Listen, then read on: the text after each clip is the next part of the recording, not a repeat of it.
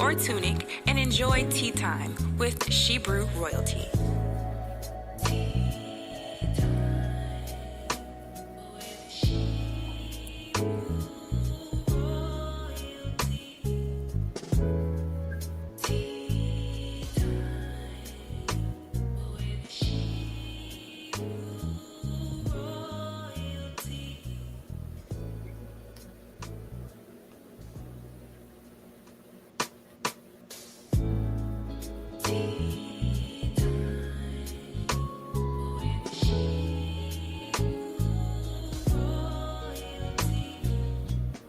Tea Time with Brew royalty features remedies for inner healing and outer beauty. Real-time conversations with sisters in the Hebrew Israelite community, focused on healing our spirit, mind, and body, which will contribute to the healing of our nation as a whole. Sip a cup of tea, wear your favorite turban, tee, or tunic, and enjoy tea time with Brew royalty.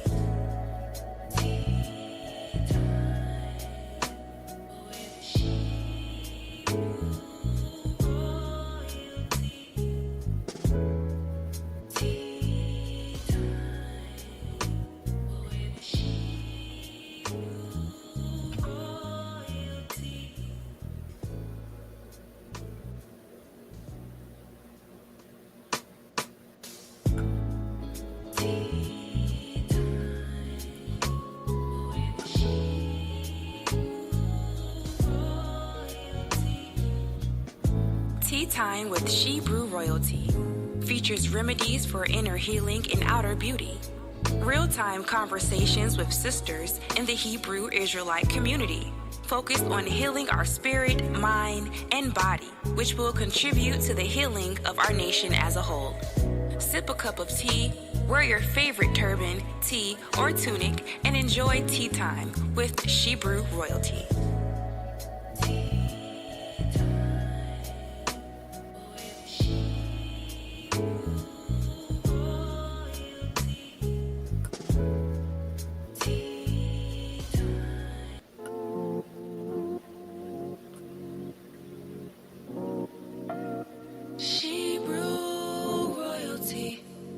She's got the fruits of the spirit, love, joy, and peace. She's got long suffering, gentleness, and goodness, endurance, faith, and meekness too. She brew royalty. She's got the fruits of the spirit.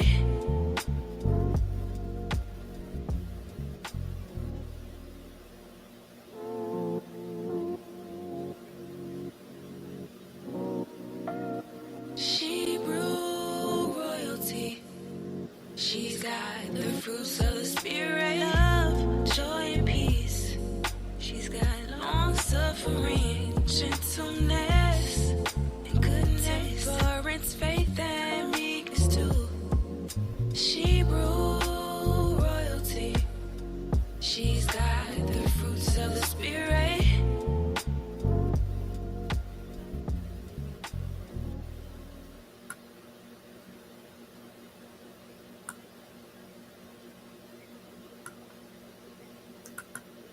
Shalom, sisters. Shalom. Peace and blessings. Peace and blessings. Shalom. Come on in. Come on in, Shebrews, with your beautiful royal selves. Come on in. Come on in. Please, please do me a favor. Hit the like button. Share, subscribe, hit the notification bell. Let everyone know that we are live. Come on in. Come on in. If you haven't already done so, please give me that thumbs up. Hit that like button. Right now. Do not wait. Let us go ahead and hit those like buttons. Subscribe. Hit the notification bell. Inform some other sisters that we are live if you haven't already done so. Come on in. Let us get this royal Hebrew tea party started. Come on in. Come on in. Let me know that you're here. Drop something in the comment box for me. Let me know that you are here. Come on in. Let's see. Let's see if you are. Let me know that you're here. Sister Althea is here. Hi, sis. How are you? Good to see you. Good to see you. Sister Ahab Karad is here. Shalom, sis. Shalom. Come on in. Peace and blessings. Peace and blessings to us all. Before we go any further, let us do what we do every Sunday. We start off by giving a huge shout out to the Almighty. AHAYAH, AHAYAH. That is, I am that I am in the Hebrew, the God of the Hebrews and the Shebrews, in the name of his son YASHAYA HaMashiach, or who the world calls Jesus Christ. So we are so grateful and thankful that he brought us back another Sunday to spend some time together, to have this tea time together. Yes, sister, sis Althea, I am doing great. Praise the Most High. It's good to hear that you are also. Yes, all praises to the Almighty. So I humbly thank each and every one of you for joining me on this broadcast today. Thank you so very much for being here. Let's talk about your week. Shalom, Sister Johnny. Shalom. I am doing great. Praise the Most High. Yes. Thank you for asking. So how was your week, sisters? Sister X Vahega, peace from us. The water, thank you so much. Thank you so much. All praises. Yes, how was your Shabbat and your feast of dedication? How was the Shabbat and the feast of dedication? It was glorious. That's Sister Vallejo and Jessica. Okay. All right. So good to see you, sister. Thank you for joining us. Thank you so much for joining us. Sister Jeanette says, good to be here. Yes, it's a blessing. It's a blessing to be here. Yes, it is. And my feast of dedication yesterday was amazing. It was amazing, as usual, as all of our feast days are, right? So amazing, such a blessing. And yesterday at our feast, we had, Jamaican food. We had Benjamin food. Yes, there was the curry chicken, the jerk chicken, the stewed chicken. Yes, I brought some ginger beer for the feast. There was rice and beans, the cabbage, everything. It was delicious. As you all know, I don't eat meat, I don't eat chicken, but I'm telling you something. When I looked at that food, it looked so scrumptious, it looked so delicious, and it looked authentic. It looked like authentic Benjamin food. And it smelled, oh my gosh. But the rice, I had the cabbage and the rice and beans. And I'm telling you, it really was delicious. So the feast, on top of everything else, the food was scrumptious. It was very scrumptious. So Sister Johnny says, very fast and blessed, but learning to maintain. Yes, a very awesome feast day. I baked honey garlic salmon for our little body. Wow, that sounds great. That sounds delicious, Sister Johnny. Sister Althea said, awesome week, very busy, but great. Yes, busy is good.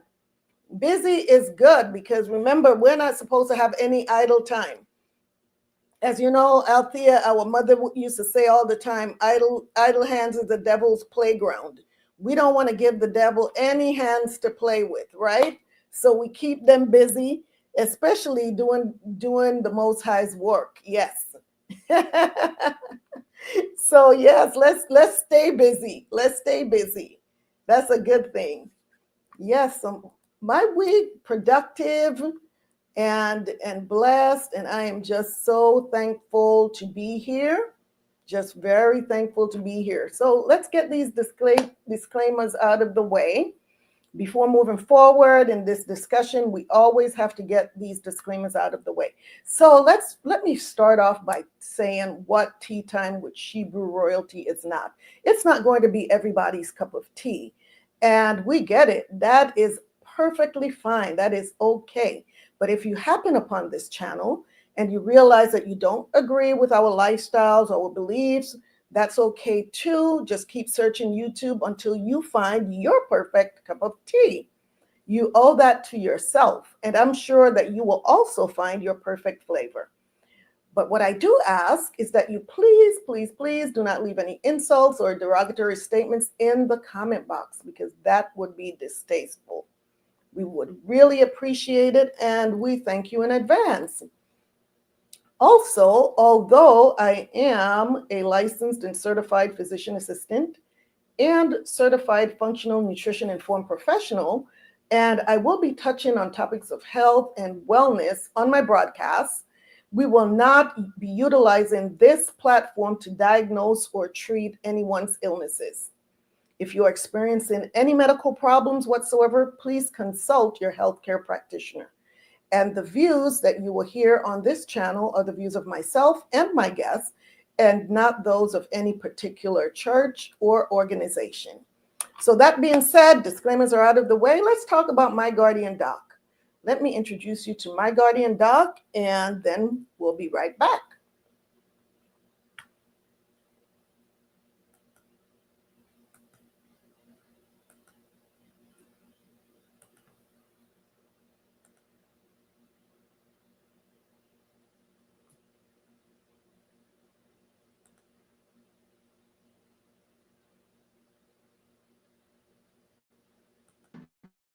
Life can throw unexpected curveballs. When it comes to your family's health, you need someone in your corner. Introducing My Guardian Doc, your virtual medicine program provides compassionate medical guidance and world-class care around the clock. Within minutes, talk to a licensed physician. We are My Guardian Doc.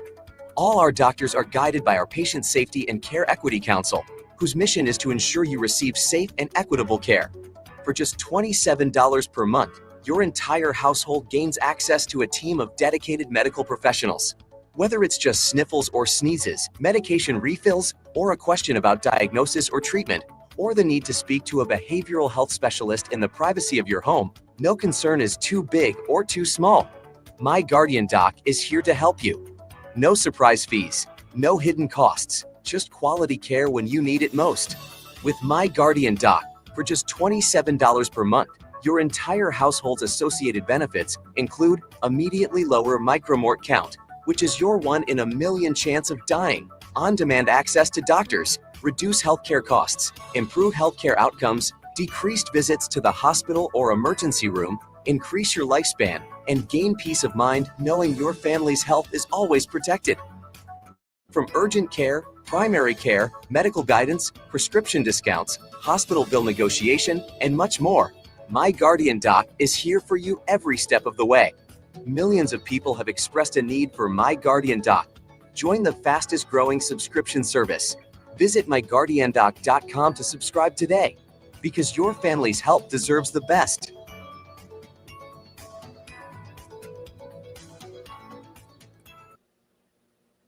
All right. So that is My Guardian Doc, and as the video states, for more information, please visit myguardiandoc.com. And if you choose to sign up for coverage, you can find the subscription link for Tea Time with Shebrew Royalty viewers in the description box below this video.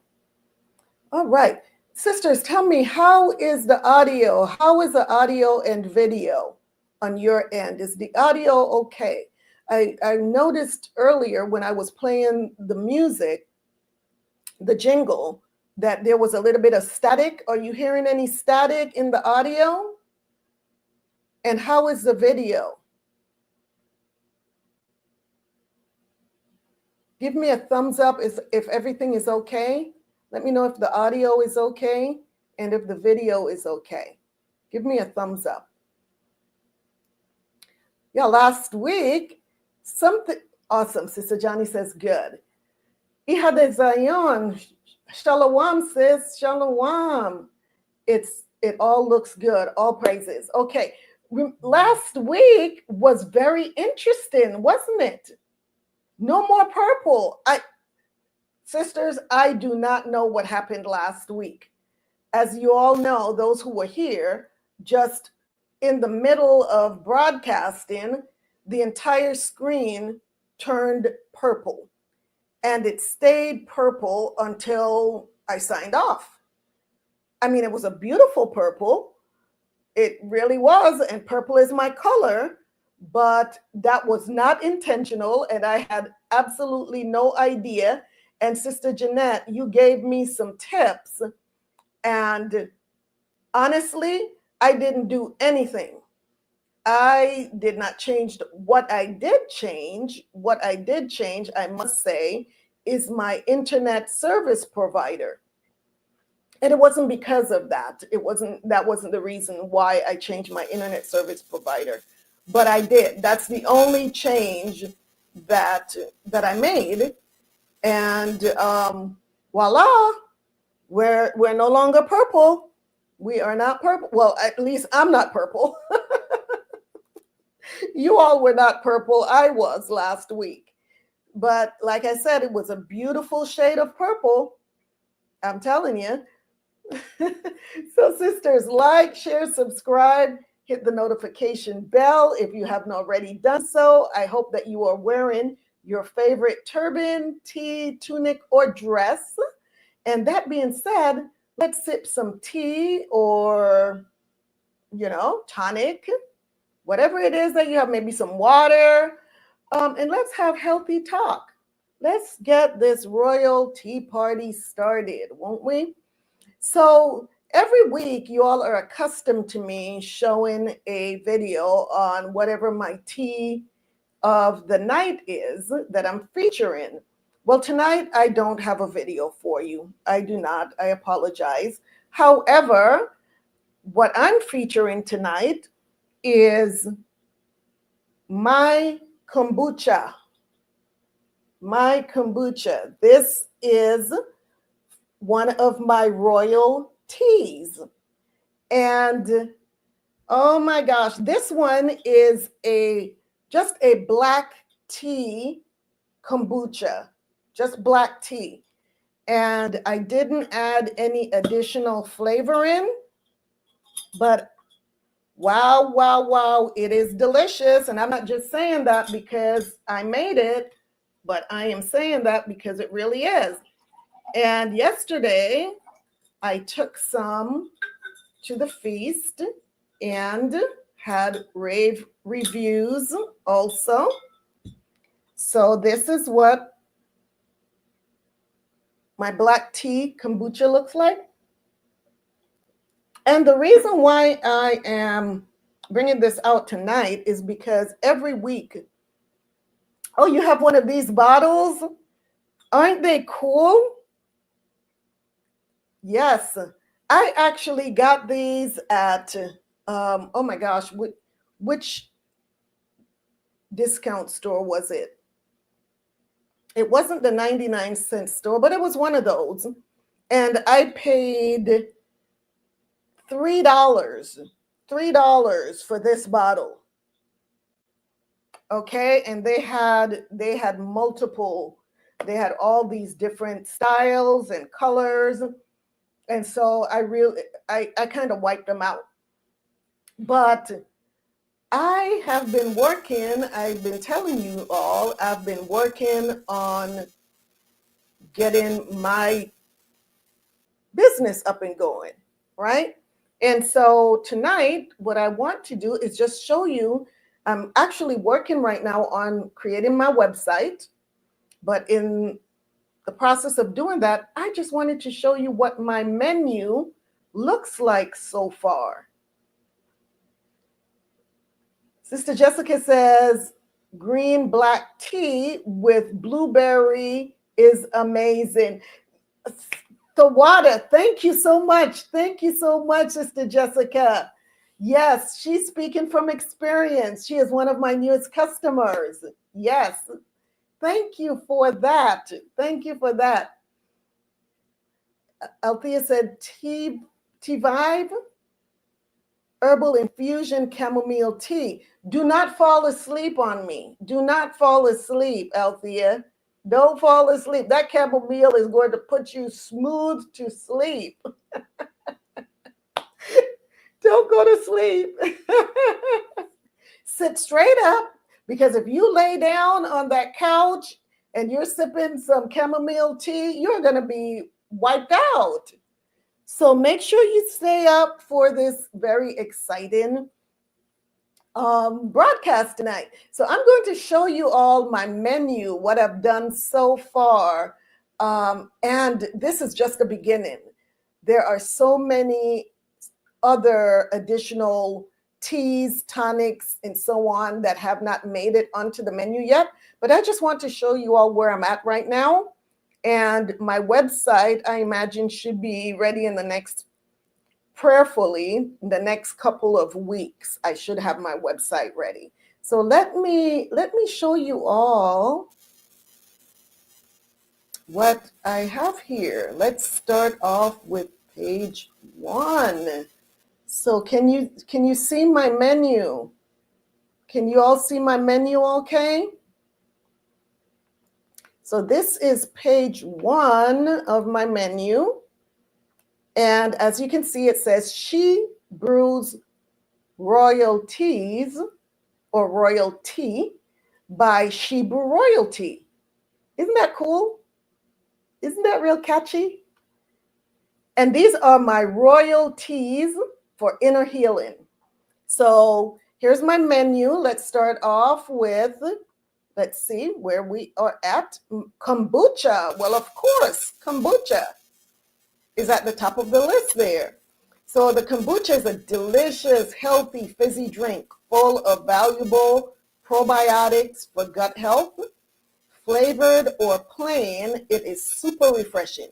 And we're talking about all different kinds of flavor: blueberry, blackberry, elderberry, strawberries, rose petals, lavender, you name it. The pineapple, it's just endless. It's just endless. The flavors are just endless. And then we also do herbs.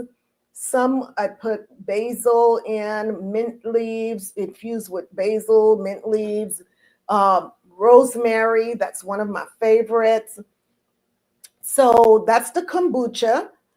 And then Sister Jeanette says, love the play on words. The water. Thank you, sis. Thank you. Yes. And then the next one is sorrel. So sorrel is a sweet, tangy, it's sweet, but kind of tangy as well. Super healthy Caribbean beverage infused with plenty of warm spices. And this is the perfect season for sorrel. For those of you that have been to the Caribbean or are from the Caribbean, you're very familiar with sorrel, or, many of you know people from the Caribbean or have been to Caribbean restaurants. Sorrel is very popular, and it is so absolutely delicious. And then citrus rosemary tea. This is one of my favorites, the citrus rosemary tea. It's super refreshing. It's a black tea that's infused with fresh rosemary and yummy, yummy citrus fruits. And that, of course, with all of the citrus fruits and the rosemary, I'm telling you, it's just packed with vitamins and antioxidants. And then there's the flavored lemonades. The flavored lemonades are very popular, especially in the summertime.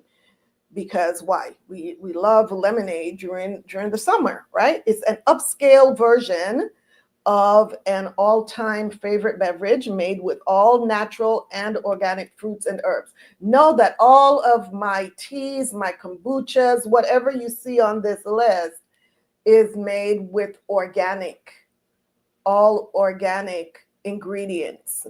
If the fruits are out of season, I may use, depending on what it is that I'm making, I may use frozen organic, but my preference is always the fresh organic.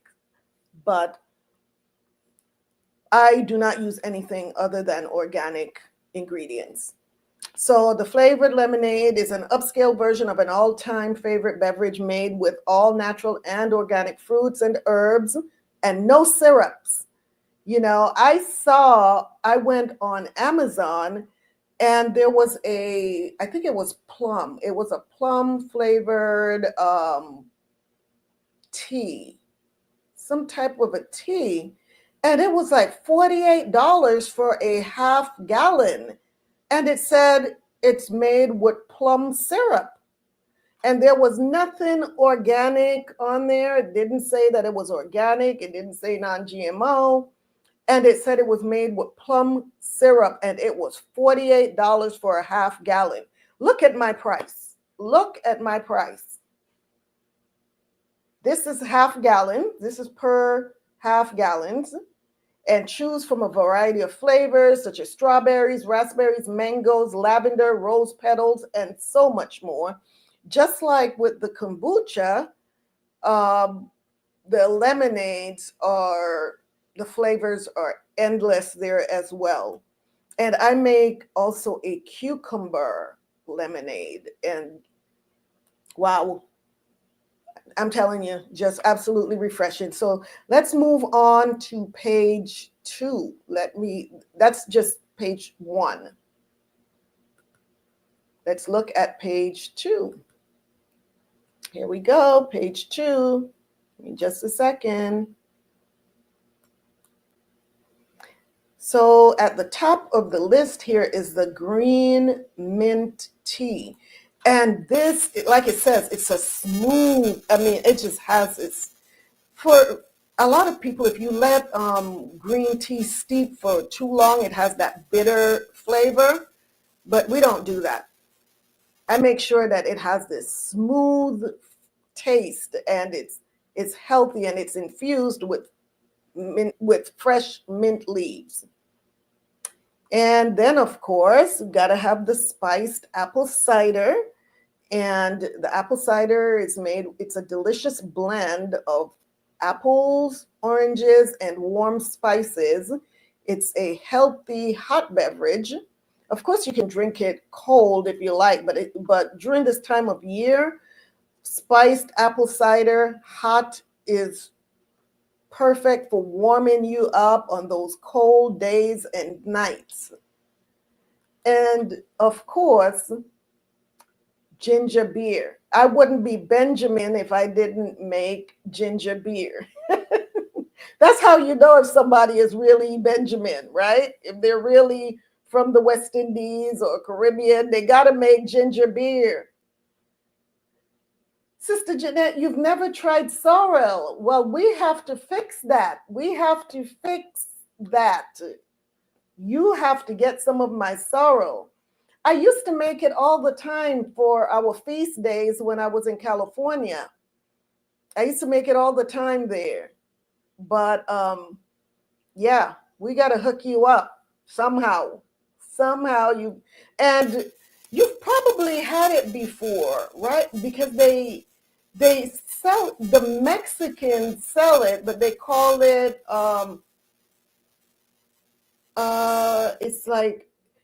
it's hibiscus. What do they call it? But mine is a little bit different because of the spices that I use. Jamaica. Yes.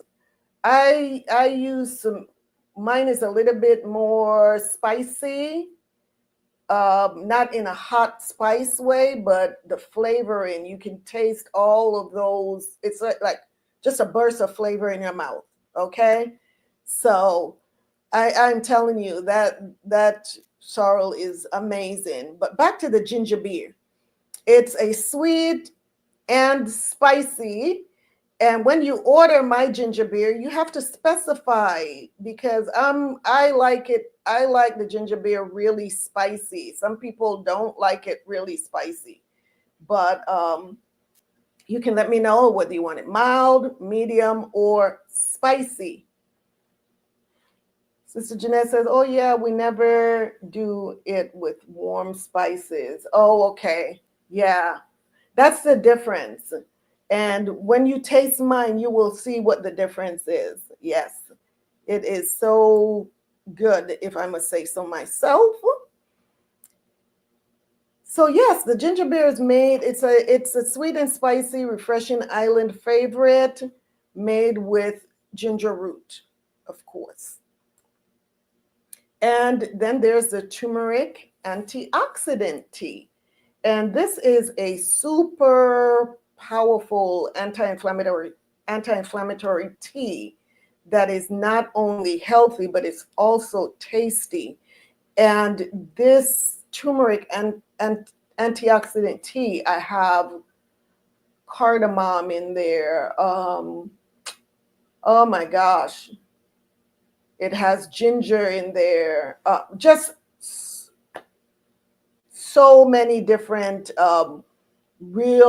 really good healing herbs, and it really helps for inflammation.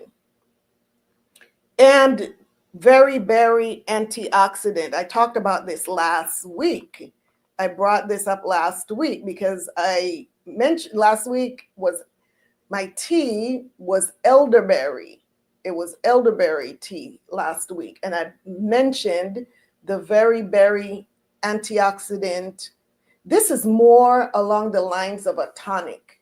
And as a matter of fact, I have some in the kitchen brewing right now. And oh my goodness, you see the price. And there's a reason for that price, right? Because it's an aromatic blend of yummy, yummy goodness. And it's a powerhouse of antioxidants that's packed with multiple berries. We're talking about blueberries, raspberries, strawberries, all types of berries. And elderberries is in here. Spices and herbs that just work together to fight off sicknesses and diseases and to keep you healthy. And especially this time of year, this is the time of year when you need to really start loading up on your antioxidants, your berries. And elderberry is one of the most powerful berries out there when it comes to having high levels of antioxidants. Yes, add the spicy, and I love your ginger beer. The water, sis, the water, the water, the water. Sister Diane. Yes, you love that spice, sis. You love the spice. Yes. You're a trooper. You're a trooper. Your citrus tea is my super jam of all time. All right. That's what I'm talking about. See? And she is not paid to say this. Trust me, I didn't pay her to say this. That's for real. I love, love, love that citrus tea as well. This is citrus rosemary tea. So yes, this is what's on the menu thus far. But then there's also I have another turmeric ginger power boost. And this, I think I have a picture of that one. Let me see if I can bring a picture up of that one. I tried loading some pictures on here of some of my products, but it did not, it just kept giving me some pushback today. Oh no, this one is the black tea kombucha. I wasn't able, yeah, that's the one that I have here. But I wasn't able to load all of the other pictures that I have. But there's a, I make this, it's a shot that I take in the morning on an empty stomach. And it's with the ginger and turmeric. And of course, whenever you have turmeric, you want to have the black pepper. And it also has cayenne pepper and some other just really stuff that's really good for gut health, to prepare your gut in the morning, right? For all the other stuff that you're going to pack into it. So that's what I have thus far. There are some other teas and so on that just hasn't made it onto the menu yet. But trust and believe, they are coming. They are coming. What did y'all think about that menu? Talk to me. Sister Diane says the super ginger is going to be my next purchase. Of course, I will get another half gallon of the citrus tea. All praises, all praises. The water, sis. Thank you so very much. Yeah, that other, and like I mentioned to you, Sister Diane, the turmeric ginger power boost, that one is made with fresh squeezed oranges and lemons. No water is in that. It's just pure fresh squeezed juices, and the other ingredients, such as, and even the ginger is fresh squeezed. The turmeric, I use the turmeric root. I don't use the powder for that. It's turmeric root, and everything else in there is organic. So you just need a little shot in the morning, and it's going to wake you up, get you ready to get on your day. So what did y'all think about that menu? What did you think about that menu, sisters? Give me some feedback. Give me some feedback. Which one speaks to you? Is there a specific one of those drinks that is calling your name? But I am telling you, this this black tea kombucha is it's the bomb right now. It really is. So again, like, share, subscribe, hit the notification bell. We're about to get started.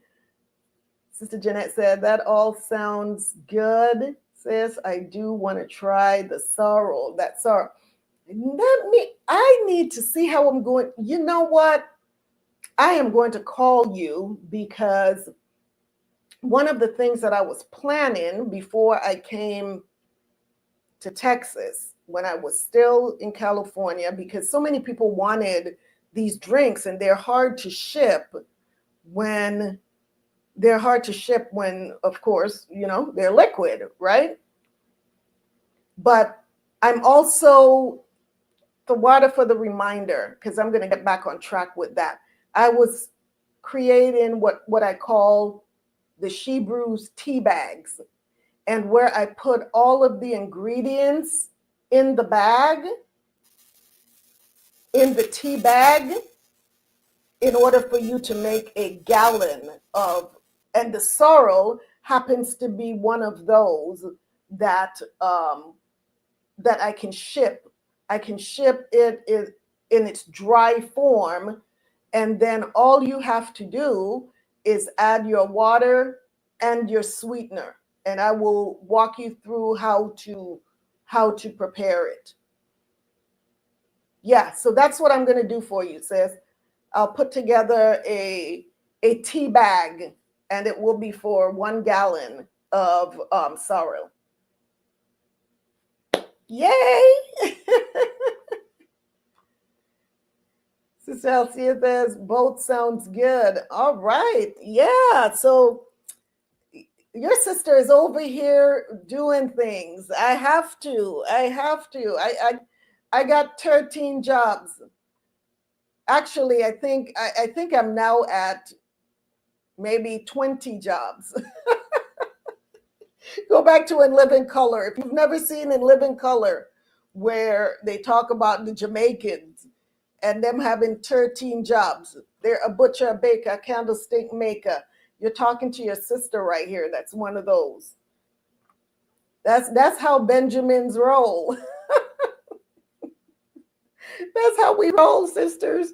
So please do me a favor, because I do not promote on social media. Why? Because I do not have any other social media platforms other than this YouTube channel. So I depend on your support by sharing the channel and also inviting other sisters, family, friends by word of mouth to join us as well, right? And I may be, I'm considering maybe Instagram. You guys, you tell me what you think. Tell me what you think. I'm considering, once my website is up and going, to start promoting on Instagram. I'm thinking about that. I'm giving it some thought.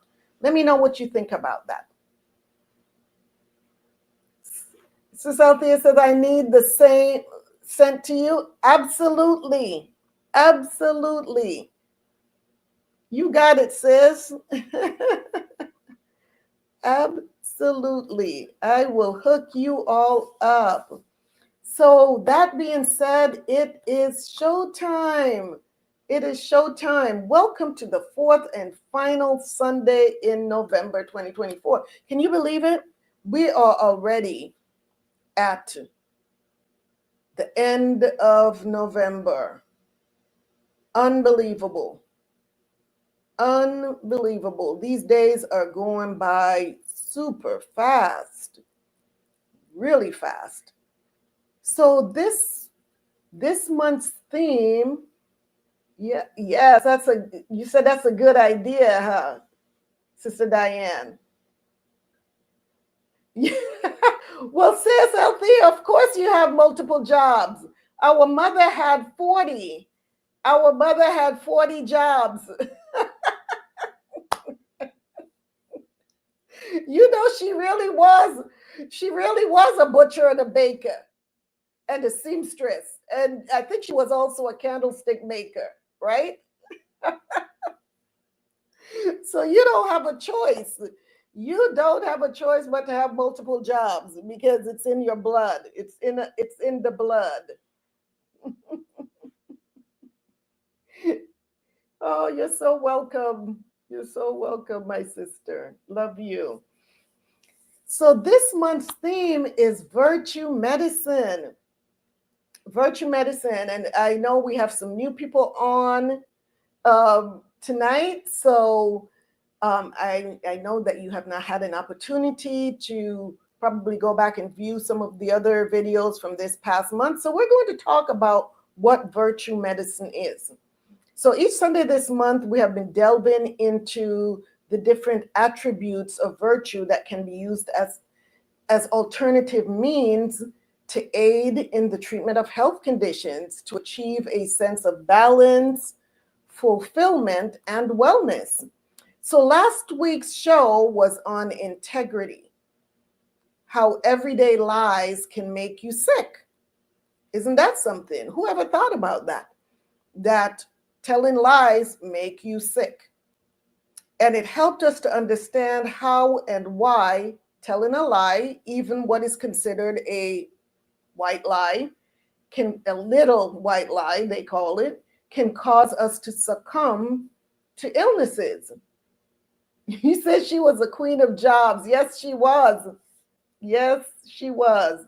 So I mentioned that the previous month's theme, broken toys, and the intensity that it brought, focusing on the virtue of gratitude, was a perfect way to segue into how to start the healing process. So the first in the series for this month on virtue medicine was on gratitude.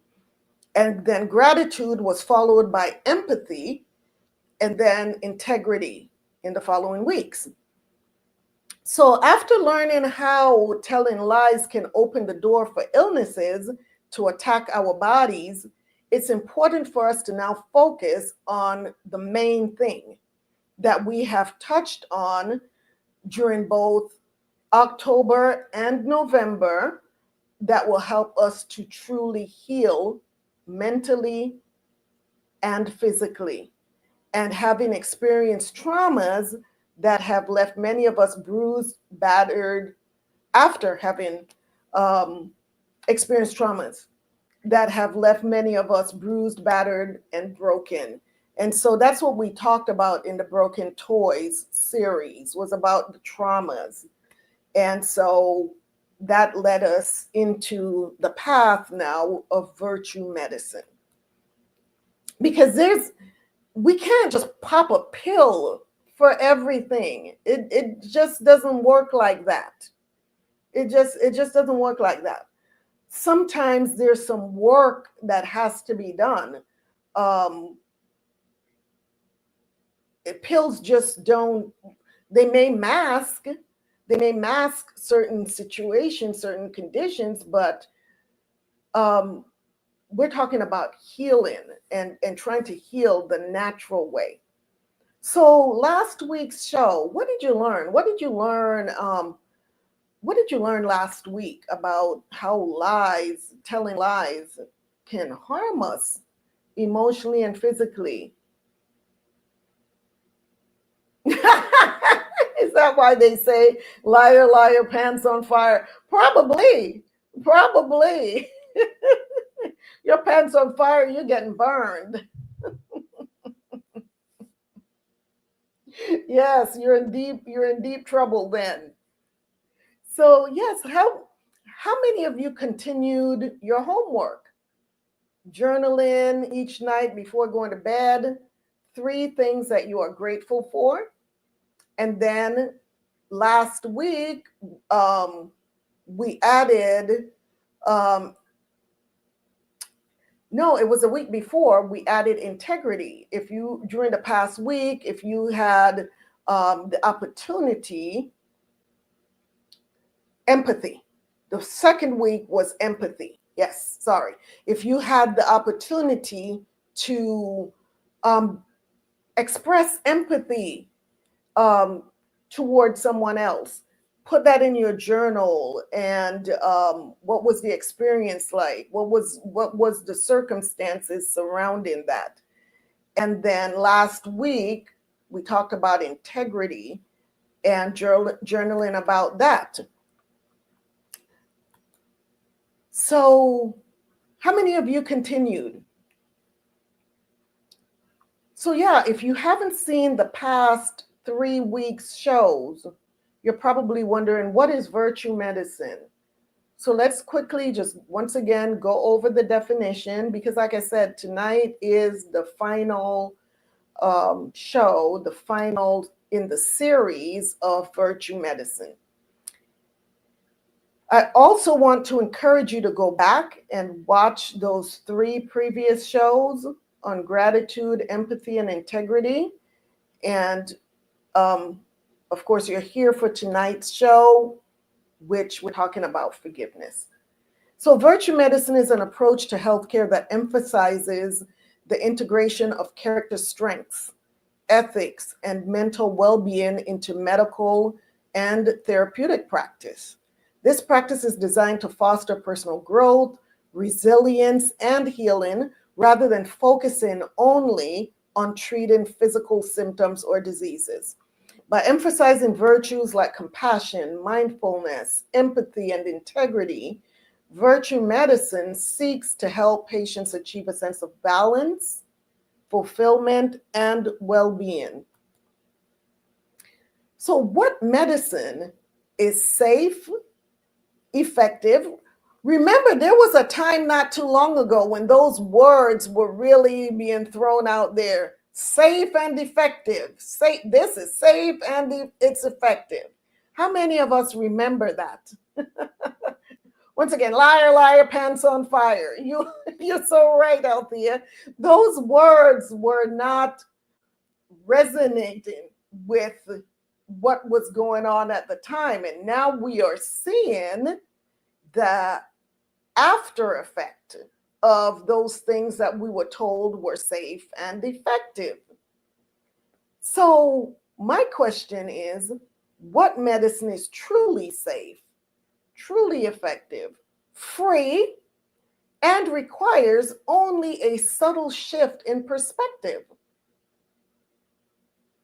So we welcome you to explore the neglected link between virtue and health. So virtue medicine is safe, it's effective, it's free, and requires only a subtle shift in perspective. So what are some of the core principles of virtue medicine?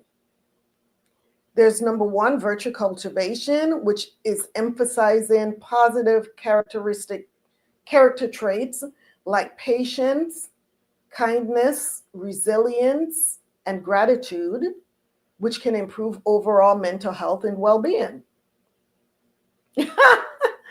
Air, yes. You know, I think they're going to start taxing us for air. I think we're soon going to be paying an air tax. Yeah, that might be coming next. That might become, but we might as well enjoy it while it's still tax-free. How about that? Yes, Sister Diane, you are so correct. Air is, and especially if it's good, clean air, because some of the air is so polluted that it is really causing a lot of problems as well, right? With all the stuff that's being sprayed in it. Well, then they got me. So there's virtue cultivation, there's holistic care, which is addressing the whole person, mind, body, and spirit, rather than just treating symptoms. There's the therapeutic relationship, which is number three, building trust and connection between the patient and the healthcare provider is so crucial. If you don't have trust in your healthcare provider, then it's really going to be difficult to follow the guidelines that they are, or whatever it is that they're prescribing you. This can create a safe space for discussing emotional and psychological needs. Then there's ethical grounding. The practitioners are often guided by ethical principles, seeking to align their actions with the patient's values and needs. So these are some of the things that you need to look for in a medical provider.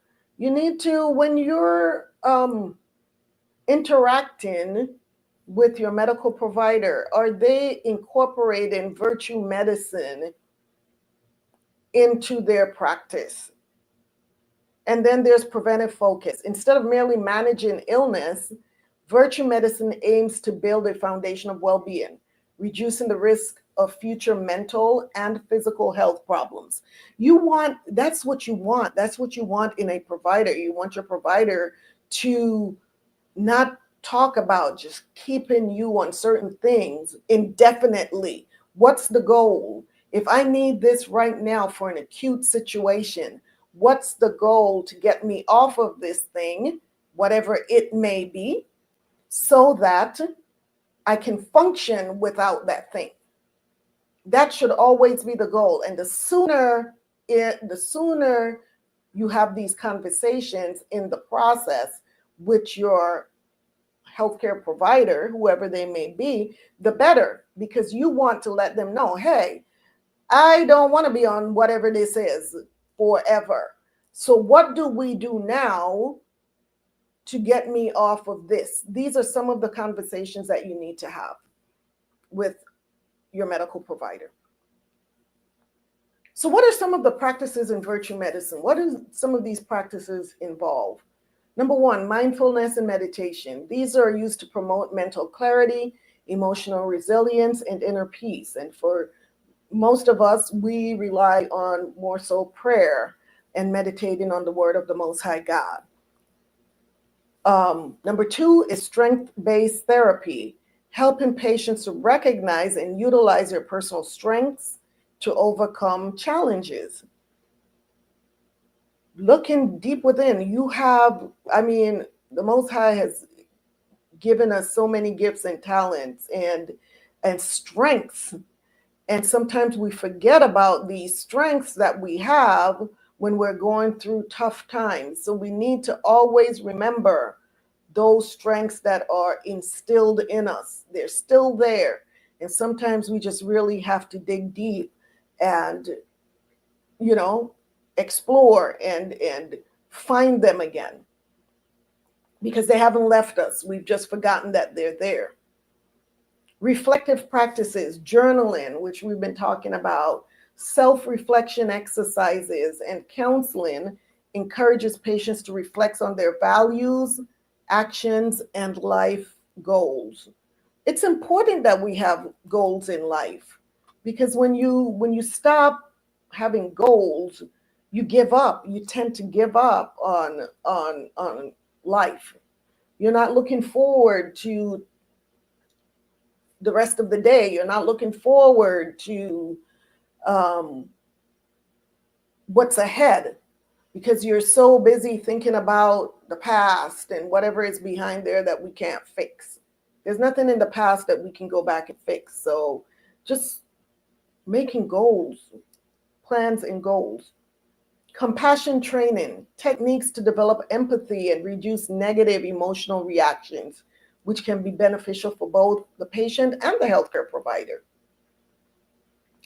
And personalized goals, creating individualized care plans. Recognize that we're not a monolith. It's not a one-size-fit-all kind of thing. We need personalized plans, care plans. And these plans should be based on each person's virtues, needs, and your life circumstances. Because I may have experienced some things that the next person have not experienced, and vice versa. Therefore, my treatment plan shouldn't look exactly like theirs. Sister Zion, Shalom sis, good to see you. You said having a purpose is necessary. Absolutely. Absolutely.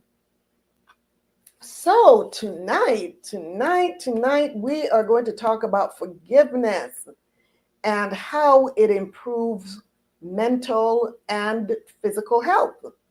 And this is so necessary, because we often talk about forgiveness and how it improves our lives from a spiritual standpoint.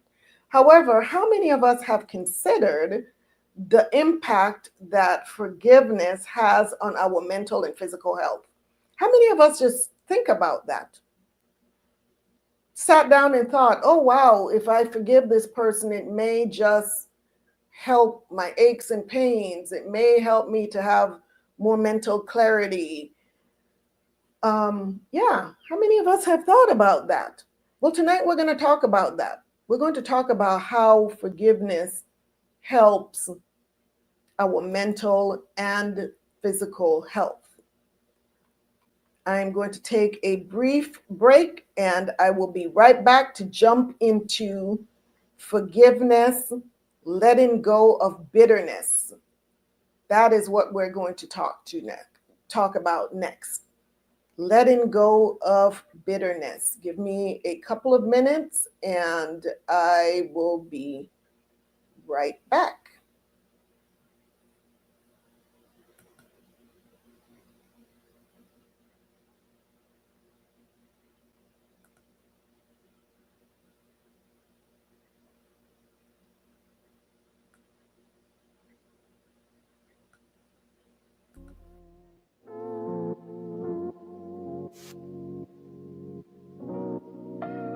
She Brew royalty. She's got the fruits of the spirit, love, joy, and peace. She's got long suffering, gentleness, and goodness, endurance, faith, and meekness too. She Brew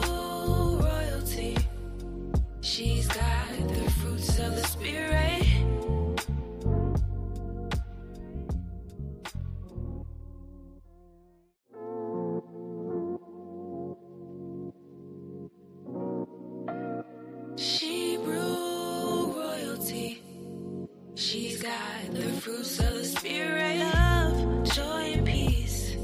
She's got long suffering, gentleness, and goodness, temperance, faith, and meekness too. She brew royalty. She's got the fruits of the spirit.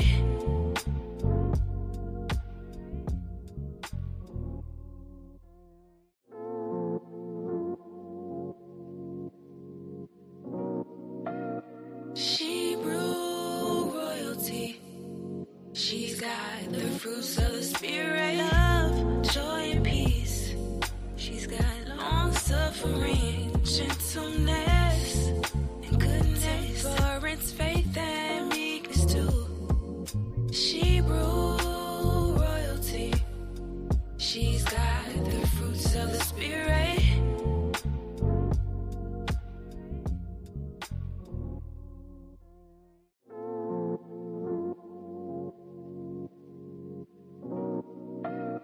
She brew royalty. She's got the fruits of the spirit, love, joy, and peace. She's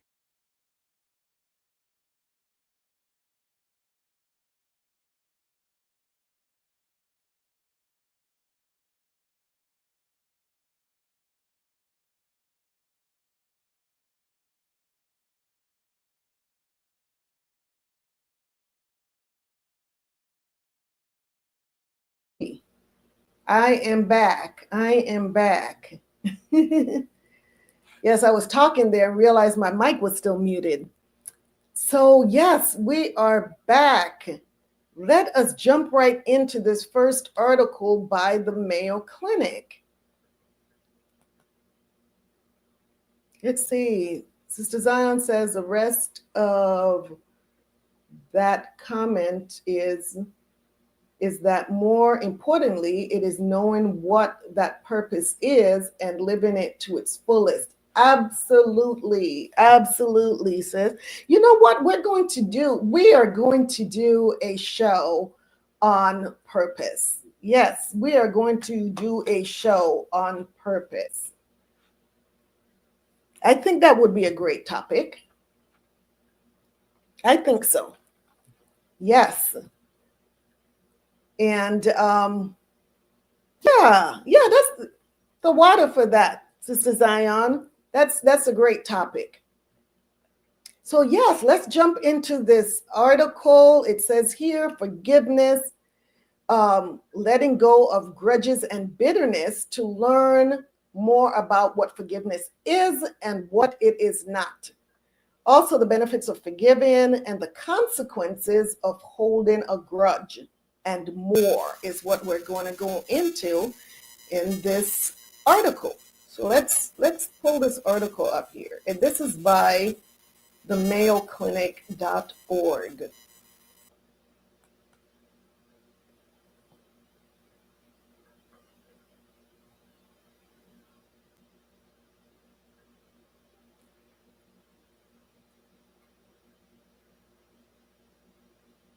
we go.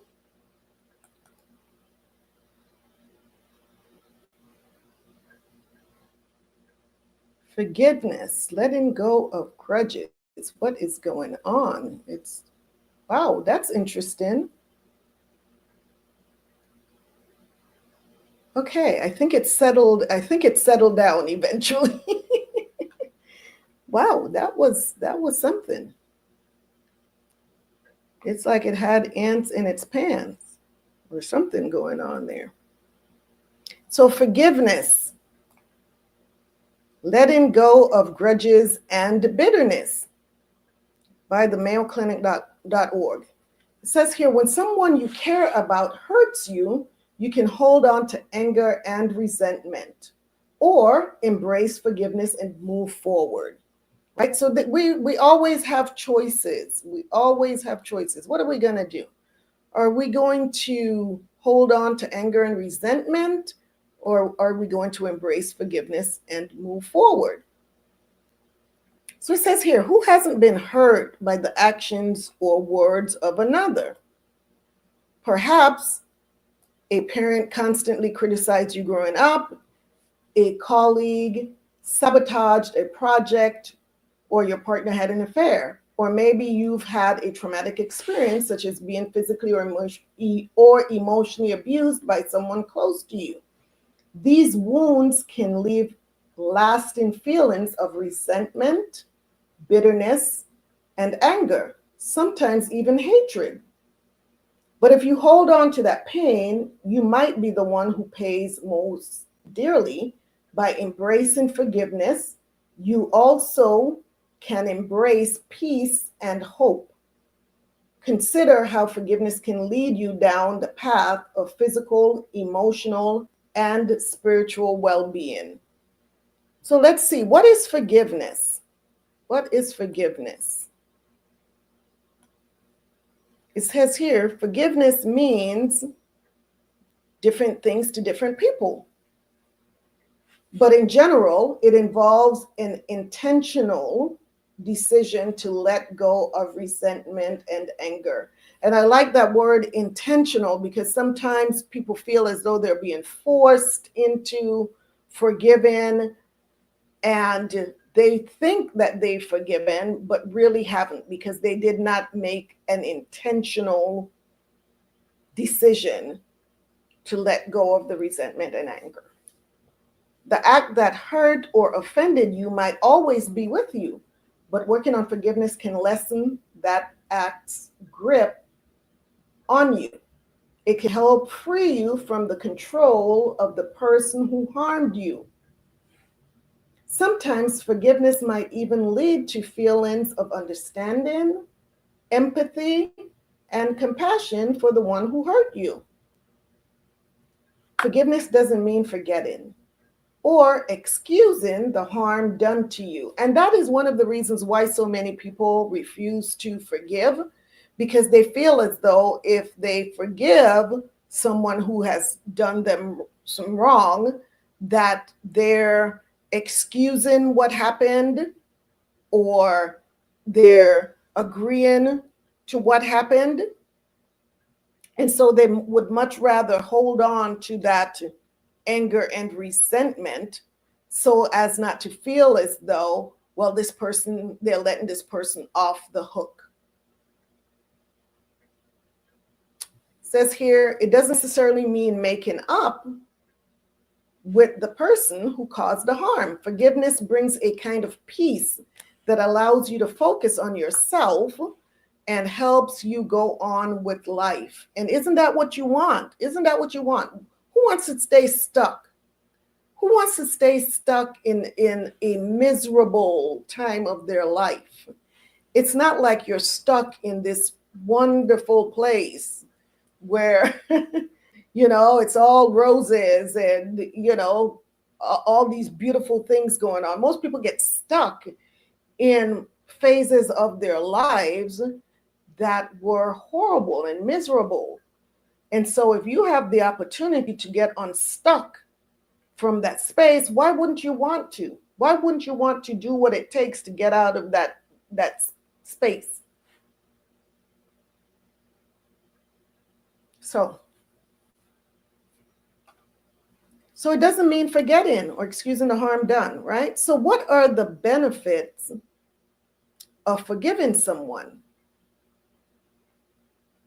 So letting go of the grudges and bitterness can make way for improved health and peace of mind. So we're talking about physical and emotional health. We're talking about here, mental. Forgiveness can lead to healthier relationships. Who doesn't want that? Improved mental health, less anxiety, stress, and hostility. I don't know, but have you noticed that people who hold on to grudges and unforgiveness are some of the most anxious, stressed out, and hostile people?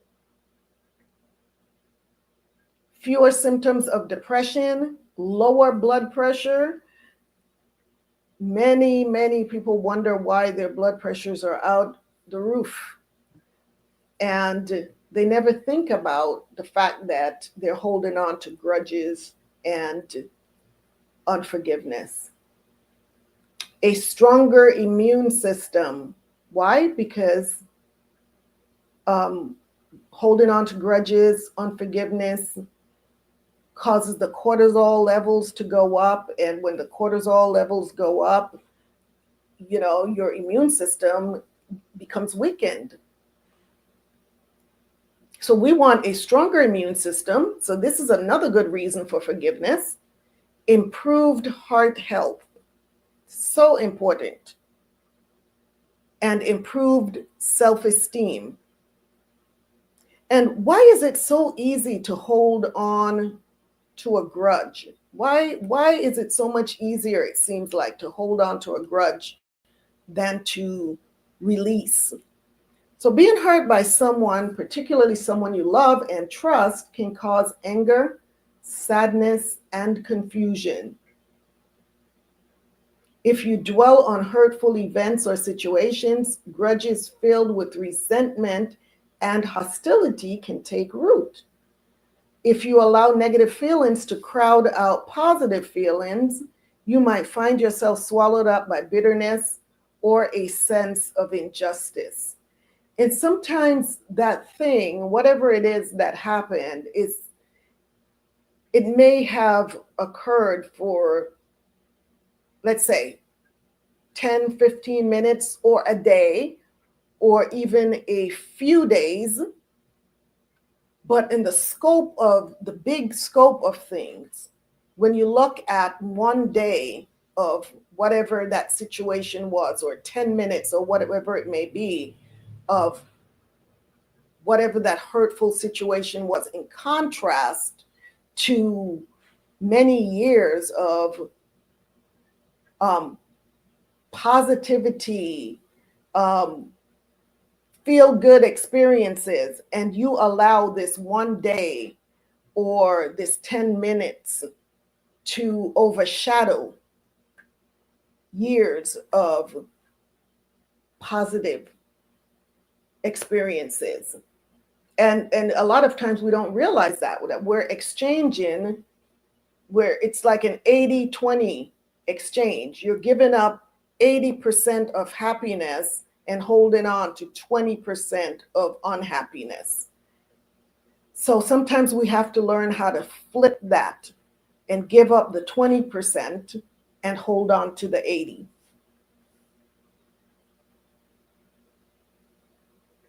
Where was I? Some people are naturally more forgiving than others, but even if you tend to hold a grudge, almost anyone can learn to be more forgiving. So what are some of the effects of holding a grudge? What are some of the negative things that we experience from holding a grudge? Because usually nothing positive comes out of that. Being hurt by someone, particularly someone you love and trust, can cause anger, sadness, and confusion. I am so sorry. I was on another page here on my laptop. I did not scroll. Let's go back down to what are the effects of holding a grudge. If you struggle with finding forgiveness, you might A, bring anger and bitterness into new relationships and experiences. How many of us have done that or been on the receiving end of that? Bringing anger and bitterness into new relationships and experiences because you're holding a grudge.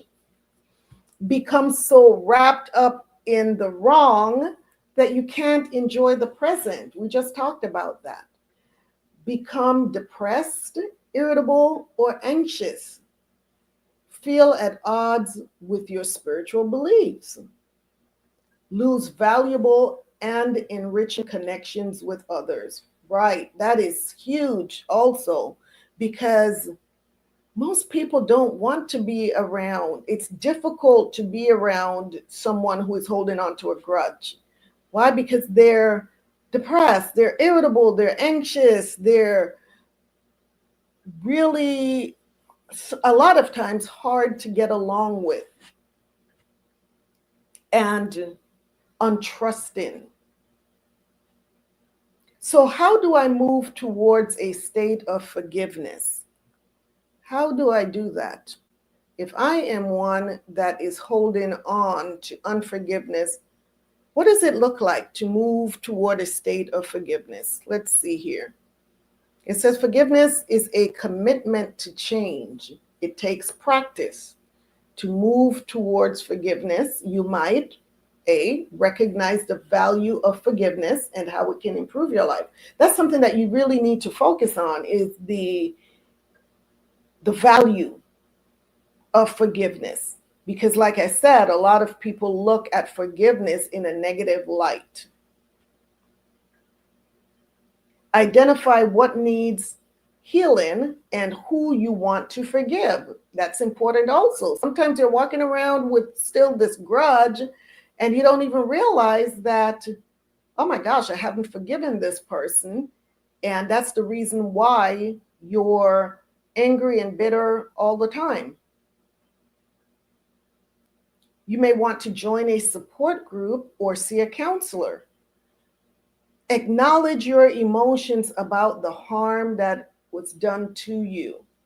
Recognize how those emotions affect your behavior and work to release them. And that is another huge and important step, because sometimes we just don't even want to address it. We want to pretend like it never happened and just let me just move on without really addressing what happened. Acknowledge it. Acknowledge your emotions. Acknowledge, oh my goodness, I'm really angry all the time. I'm really anxious all the time.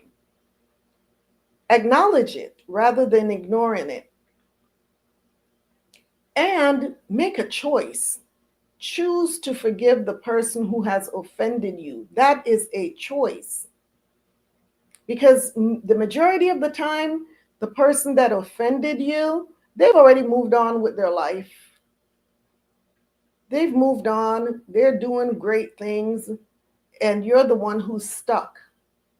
So you can either choose to forgive them, and so that you can now also move on with your life, or you can stay stuck. So release the control and power that the offending person and the situation have had in your life. Great, great advice here. So what happens if I can't forgive someone? What happens then? Let me see. Shalom, Sister Ashley. Sister Althea said headaches, sleeplessness, unhappy, yes, etc. These are many of the symptoms that go along with holding a grudge and unforgiveness, correct? So what happens if I can't forgive someone? Forgiveness can be hard, especially if the person who hurt you doesn't admit wrongdoing. So if you find yourself stuck, you can practice empathy. We just talked about that 2 weeks ago. We talked about practicing empathy, trying to see the situation from the other person's point of view. Ask yourself about the circumstances that may have led the other person to behave in such a way. Perhaps you would have reacted similarly if you faced the same situations. You don't know. Maybe you would have. Reflect on times when others have forgiven you, because many of us live long enough and we all offend someone as well. We are not always the only one on the receiving end of the offense. Many times we offend others as well, and we hope and we pray that the ones that we have offended, that they will find it in their hearts to forgive us. So what makes us any different? Write in a journal, pray, or use guided meditation, or talk with a person you found to be wise and compassionate, such as a spiritual leader, a mental health provider, or an impartial loved one or friend. So that's a good tip also, getting it off your chest, just sitting and writing in your journal, get it off your chest. Why? Because now when you put it on paper, you're now able to see it and reflect. And sometimes just getting it out on paper or talking to someone helps you to realize, you know what, it wasn't as bad as I thought it was. Yeah, I can move on from this.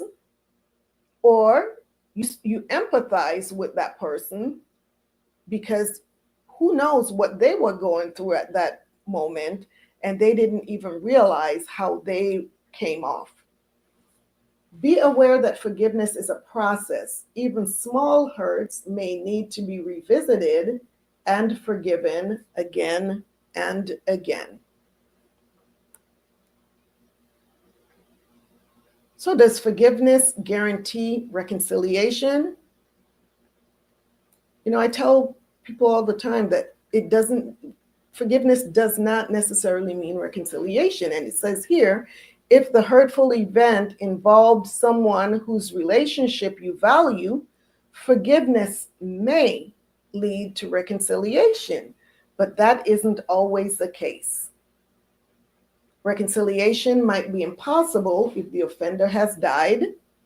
And I spoke about that on my personal experience with that, and how I had to learn to move forward, because I had spent so many years in that state of unforgiveness. And like I said, the person had already passed away. And when someone has passed away, they can never come back and ask for forgiveness. They can never come back and explain what they were going through during the time when they did whatever it was that they had done to you. And so you now get to choose whether you're going to choose forgiveness or continue to hold on to a grudge, hold on to unforgiveness, and wait for someone to come back and apologize that will never come back and apologize. So that's a choice that you have. So reconciliation, like it says here, may be impossible if the offender has died or is unwilling to communicate with you. In other cases, reconciliation might not be appropriate. Still, forgiveness is possible, even if reconciliation isn't. So what if the person I'm forgiving doesn't change?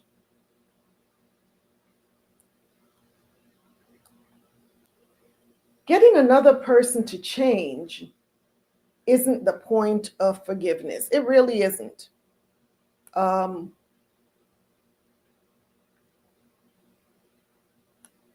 for me, I say that's none of my business.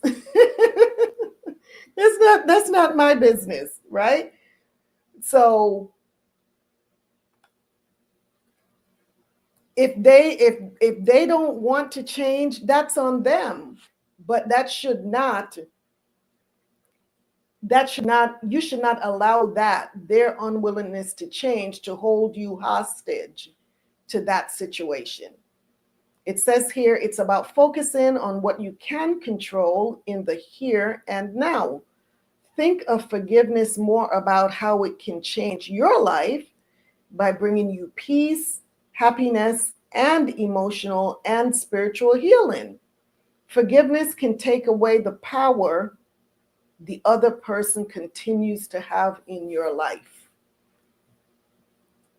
And that's exactly what unforgiveness does. It keeps you under that other person's control, or whatever the circumstances were. What if I'm the one who needs forgiveness? Now that's huge. That's a thought. The first step is to honestly assess and acknowledge the wrongs you've done and how they have affected others. Avoid judging yourself too harshly. If you're truly sorry for something you've said or done and want forgiveness, consider reaching out to those you've harmed. Speak of your sincere sorrow or regret. Ask for forgiveness without making excuses. You can't force someone to forgive you. Others need to move through forgiveness in their own time. Remember, forgiveness is a process. Whatever happens, commit to treating others with compassion, empathy, and respect. So what did you think of this article, sisters? What did you think about that? Do you agree with anything? Do you disagree with anything? Do you disagree with anything? Sister Paula says, Shalom, beautiful family. Shalom, Paula. So good to see you. Welcome. Sister Dominique, Shalom. Shalom. Yeah, so what did you all think about that article? Was there anything, first of all, that you disagreed with? Is there anything that you agree with or can truly relate to in that article? Letting go of grudges. Talk to me. Y'all are so silent right now. Don't be silent. Talk to me. Letting go of grudges and bitterness. Learning more about what forgiveness is and what it is not. How many people believe that if you forgive someone, that means that you should be reconciling with them? That you've got to become best buddies again? And only to learn, no, that's not necessary. You can forgive without reconciling. Sister Jeanette says, I can see that when people have grudges, they do in fact act bitter towards everyone. I've seen this in my family. Khan says. Sister Dominique says, it's not an easy process to forgive. I had to fast and gain the strength. Khan, but doesn't it feel so much better? Doesn't it feel so much better? And I tell you something, and this is from personal experience. Once I got through that hurdle of that first huge situation and person that I had to forgive, once I finally did that, and I can truly say, forgave them, since then, forgiveness comes so much easier. It is so much easier. Once you've done it, once you have really, really forgiven and you see the benefits that come with it, it makes it so much easier the next time around. Because now you have something to compare it to. You can compare it to before you forgave and realize how your health was bad. You were constantly anxious. You were constantly bitter. People didn't want to be around you. And once you forgave, you became a much better person. And not only outwardly, but inwardly. I'm sure your blood pressure is better. You're less anxious. You're easier to get along with. You're friendlier. You're more trusting. Sister Paula said, this is a good topic. I need it because we have been hurt by the closest people to us. And we love them. And who we are, we would continue to love them even though they don't feel the same. Yes, yes, yes, yes, yes. And we can still love people from a distance. We can still love them from a distance. We pray for them. We pray, we wish them well. We hope that they, change their ways and get to see things from the eyes of forgiveness as well. Because these people, you have to understand, we've talked about this, about trauma. And the majority of these people that are so bitter and that are going around harming other people, hurting other people, it's because they've been hurt. They've been victims of trauma. And they too have to learn how to forgive. And sometimes us forgiving them gives them that example, shows them an example of what forgiveness looks like. Because many times these people do not know what forgiveness looks like. And so if they know that they have hurt you, and yet you tell them, I forgive you, and not only saying it, but actually living it, living in unforgiveness. It doesn't necessarily mean that we're going to put ourselves back in harm's way for them to repeat whatever it is that they've done, but to let them know, I've forgiven you. However, I can't be around you right now just because of blah, blah, blah, blah, blah, blah, whatever reason it is. But I'm here should you choose to change and learn how to forgive as well. And like I said, a lot of these people are suffering, are dealing with unforgiveness as well because of past hurts. And if we hold on to unforgiveness, then we become them. We become them. And that's how the cycle continues. The cycle of violence, the cycle of trauma is because of unforgiveness.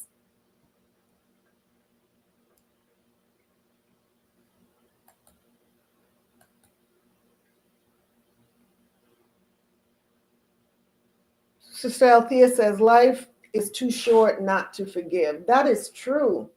That is true. And not only is life short, but, for those of us that know the deeper,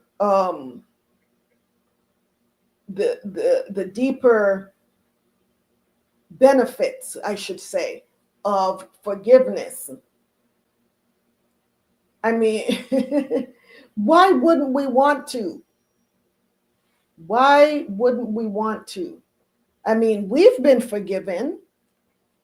We have been forgiven. We, pray and ask for, to be forgiven from God, and yet we cannot extend forgiveness to each other. So that's hypocritical. Sister Paula says that I have to continue to love them because of the ignorance towards me. I have to still love them, but stop doing what I was doing, given to see they love, but when you stop, you will see the truth. So yeah, sometimes sometimes people come around us and they love us because, or they act as though they love us because of whatever it is that they're getting from us. And then when we withhold whatever that may be, then that's when they lash out and they become bitter and angry and hateful. And sometimes we just have to distance ourselves from those situations. But it doesn't mean that we stop loving them. Once again, loving someone from a distance. And that's all about setting boundaries. We have to learn how to set boundaries. Because if not, people will run you ragged. You will be at their beck and call at all times. Sister Paula, you says it's just something that you overcome quickly to move forward with love. And sometimes it's not so quickly. Sometimes it's not so quickly. Sometimes, because it hurts. And it's like a wound. A wound, while it's healing, it may be healing, but it doesn't happen overnight. The wound, if you get cut, you don't wake up the next day and it's completely healed. It goes through a process. And each day the pain is less and less. But in order for that wound, that physical wound to heal, there are certain things that you have to do. You have to keep that wound clean. You have to change the dressing. You have to, depending on how dirty the wound was, sometimes you have to get on antibiotics because it may have gotten a little bit infected or and that's the same way when we are talking about an emotional and a mental wound, right? It requires time to heal. And sometimes we mask it and pretend as though it's healed. And then one day, all of this stuff comes out. And all of this anger and hatred. And it's like that wound that was never really healed. You may have closed it on the outside, but on the inside, it was infected. And then there was a lot of pus, and eventually that pus has to come out of that wound. And so sometimes that's the way it is when we try to heal emotional wounds too fast, too quickly, without allowing the process to take a natural course. Does that make sense? Do you get what I'm saying? Because sometimes we just pretend, oh yeah, I'm over it already. And you're really not. And inside, you're really just festering. But there's certain things that has to be done in order for that wound to heal well. So once it's healed, it may leave a scar. You may remember, you know what, I did have a cut here, but it doesn't hurt anymore. And it's the same thing. Somebody said something to you at one time that was really cutting. It was really hurtful. But when you think back on it, it really doesn't hurt anymore. You remember it, but you've gone through that process of healing and forgiveness. And you said it gives you peace with the Most High. Yes. Hansis. All right.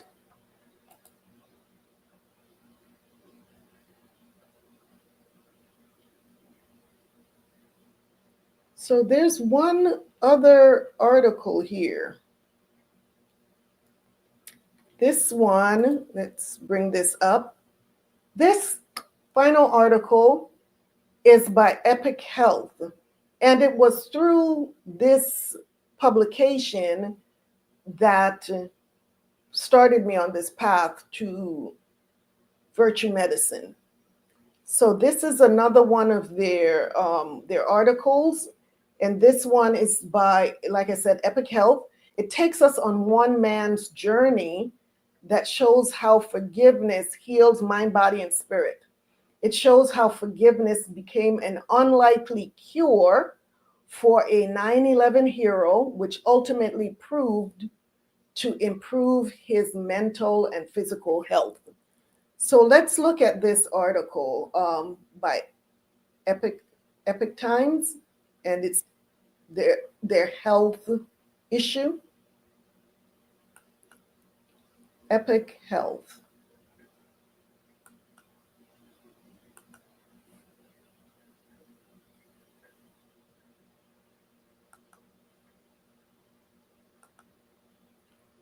And this one, it says it's an unlikely cure for a 9/11 hero. How forgiveness improves mental and physical health.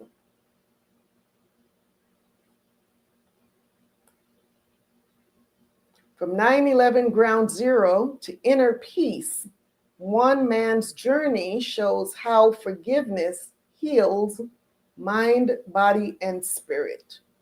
So let's go on this journey with this man. His name is Lyndon Harris. Give me just a second here. Lyndon Harris. Says Lyndon Harris landed his dream job of a lifetime when he was appointed priest of St. Paul's Chapel on Wall Street in April 2001. Yet months later, tragic events would forever alter the course of his life.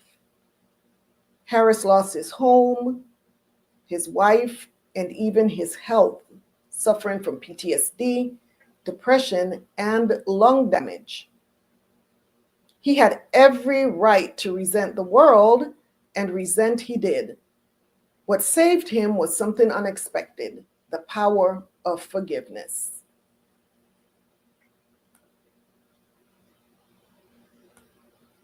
From hero to victim.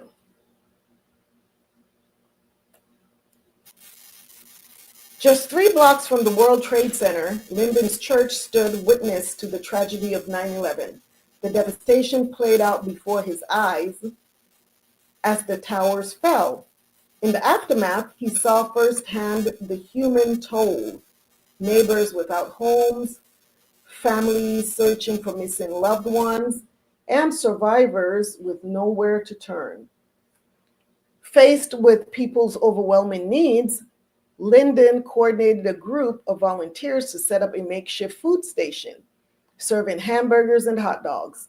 Later, he helped advance the humanitarian efforts at Ground Zero by opening his church, St. Paul's Chapel, to serve the needs of first responders and Ground Zero workers, offering food, massage, chiropractic care, and counseling.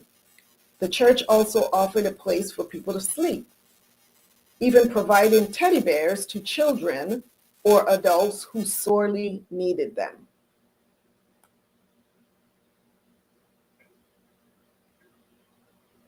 So there's Lyndon.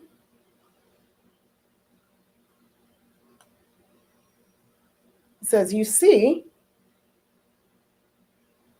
and it says Lyndon was wearing a robe adorned, let me scroll back up what it says here about his robe, adorned with emergency service badges representing solidarity, support, and commemoration. So those are all of the badges that he received for his humanitarian efforts. It says here, you see, my mother always taught me that if someone is in trouble, you help them out.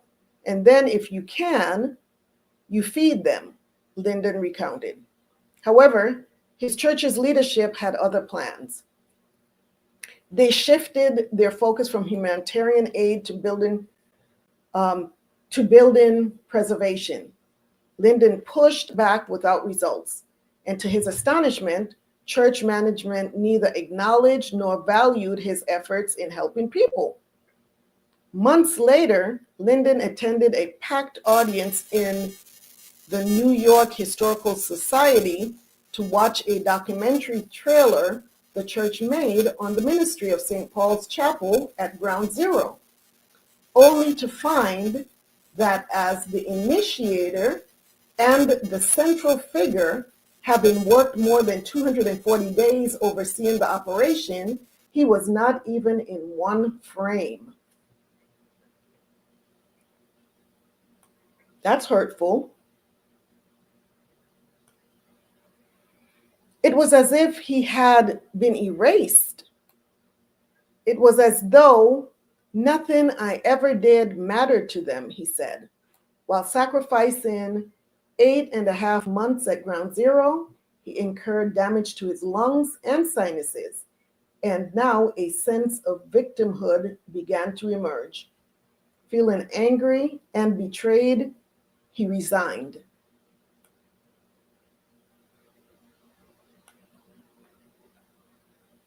He said, and soon my life began to fall apart, he recounts. Shortly after, he lost his house and his marriage failed. With an ailing body and mind, he suffered from depression and post-traumatic stress disorder. His resentment lasted for a decade. He lived in his personal ground zero. Wow. Lyndon was going through it. Nelson Mandela said it best. Not to forgive is like drinking poison and waiting for your enemies to die from it, Lyndon says. You know, I drank that poison and sometimes it tasted really good. And every time I took a sip of that, a part of me died, he said.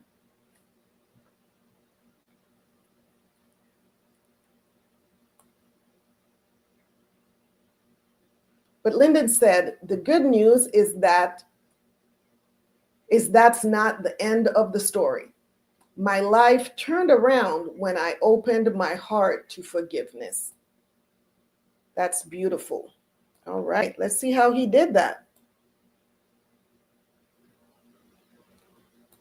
It says how letting go improves well-being. Lauren Toussaint, professor of psychology at Luther College and a leading forgiveness researcher, told the Epoch Times about a study he conducted with a sample of 1,423 Americans. The study found that forgiving yourself, forgiving others, and feeling forgiven by God strongly correlated to better mental health, physical health, life satisfaction, and happiness. Conversely,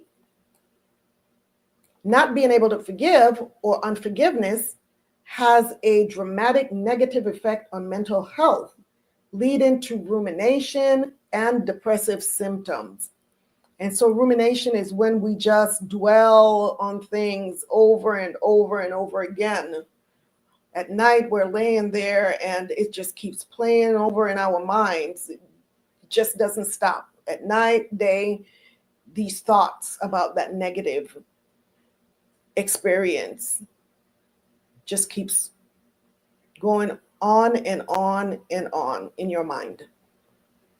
So let's look at the path of unforgiveness. What does a path of unforgiveness looks like? So here we see unforgiveness by others and unforgiveness by God. We feel as though we're not forgiven by God, we're not forgiven by others. This leads to depressive symptoms. This also leads to depressive symptoms, and then unforgiveness by self. So even you can't forgive yourself. And so that also leads to depressive symptoms. It also leads to rumination. So all day long, you can't get it off your mind, right? So this is the path of unforgiveness, rumination, and depression.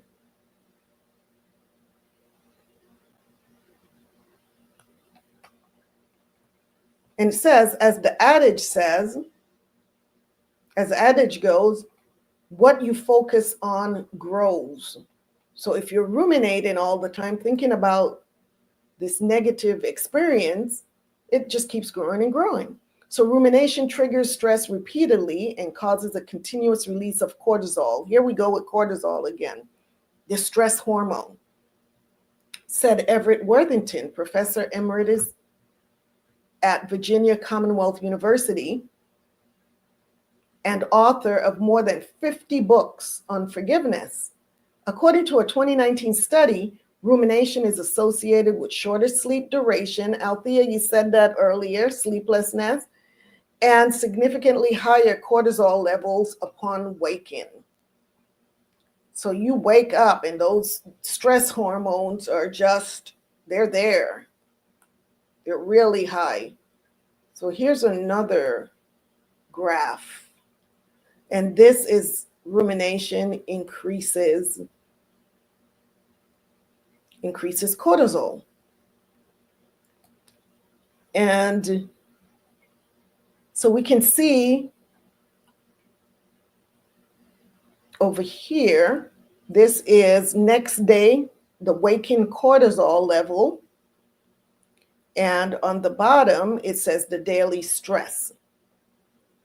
So let's look at the different lines here. This line is high daily rumination. Oops, didn't mean to do that. High daily rumination. So if you're ruminating all day, look at how high your cortisol level goes, right?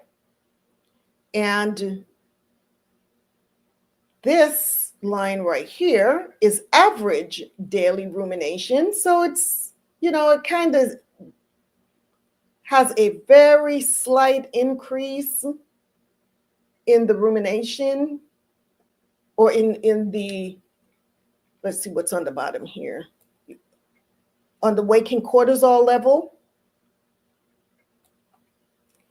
And here, this other line is low daily rumination. So if you have low daily rumination, your cortisol level tends to drop. So this is where you want to be, right here, where it's decreasing rather than spiking and increasing right there. So that's a study that they did to figure that out. That's the result of the study. So it says cortisol is beneficial in the short term, but over time, it negatively affects every system in your body. Worthington explained to the Epoch Times. Cortisol triggers the hypothalamic pituitary adrenal axis, the body's alarm system, essential in the fight or flight response. However, if hyperactivated, it can harm the cardiovascular system. That's how people end up with heart attacks, right? And then they even have strokes as well. Shrink the hippocampus, where memories are consolidated, and disrupt both the immune and gastrointestinal system, says Worthington. So how many of us have IBS, struggle with IBS because of that stress, right? And that's, once again, happening because of that cortisol level. Moreover, let's scroll down here. Unforgiveness is significantly, where am I? Is significantly associated with higher suicide risks. Whenever you're filled with anger and hatred, quite often you have a diminished desire to even want to live, said Michael Barry, minister and previous director of pastoral care at the Cancer Treatment Centers of America for 10 years.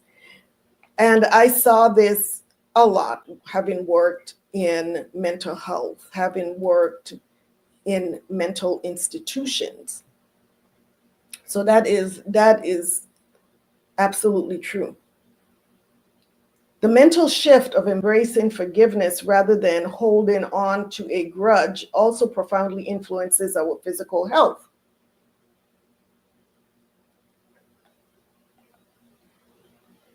Toussaint described a telling experiment in which participants recalled a time when someone hurt them.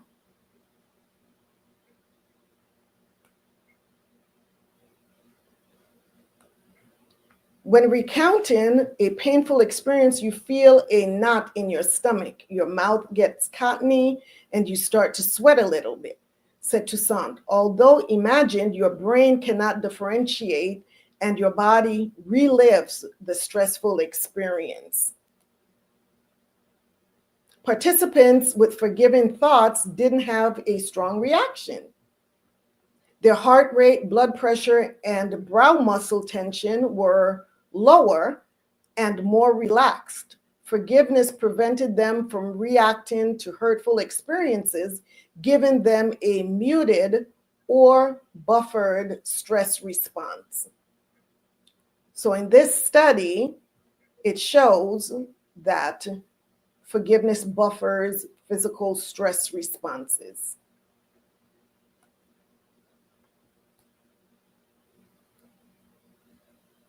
And you can see here with the heart rate, the beats per minute,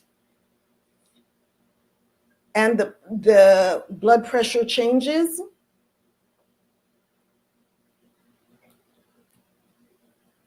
This right here, this is an indicator of the people that still have a grudge.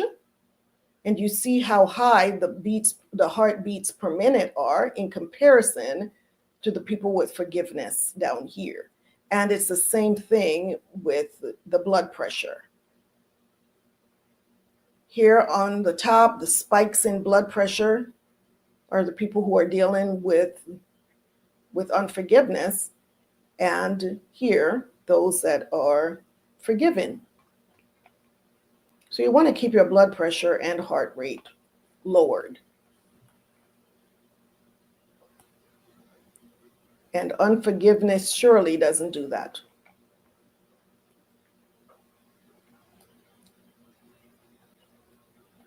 Says stress has been linked to an increased risk of major depression, cardiovascular disease, and cancer, with studies showing that stress can alter gene expression, activate inflammatory factors, and contribute to tumor growth and metastasis. So a lot of people that are under stress deal with cancer. In a study published in the Journal of Health and Psychology, Toussaint found that forgiveness significantly buffers lifetime stress, prevent mental illnesses, and improve physical health outcomes.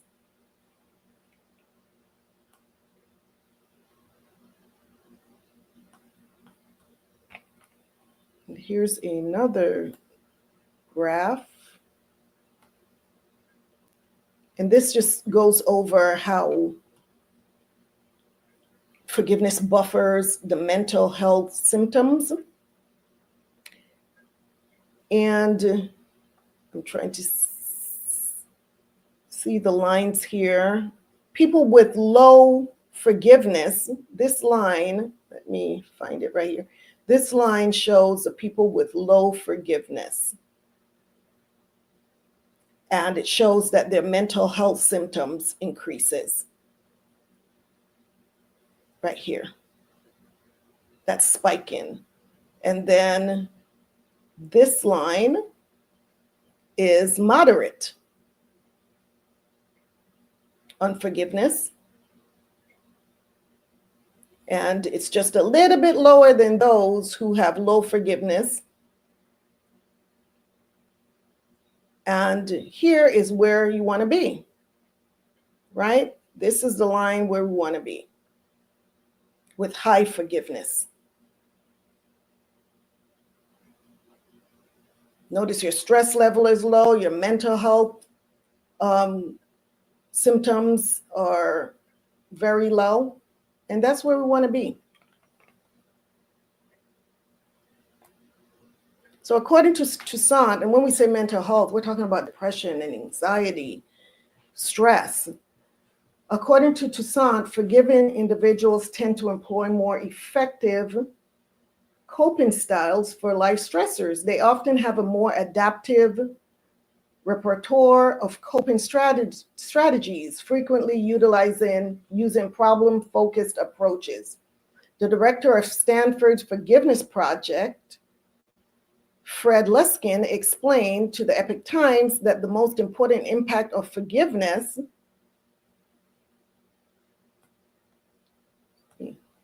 is knowing you can cope with life. And people who deal with unforgiveness doesn't have that.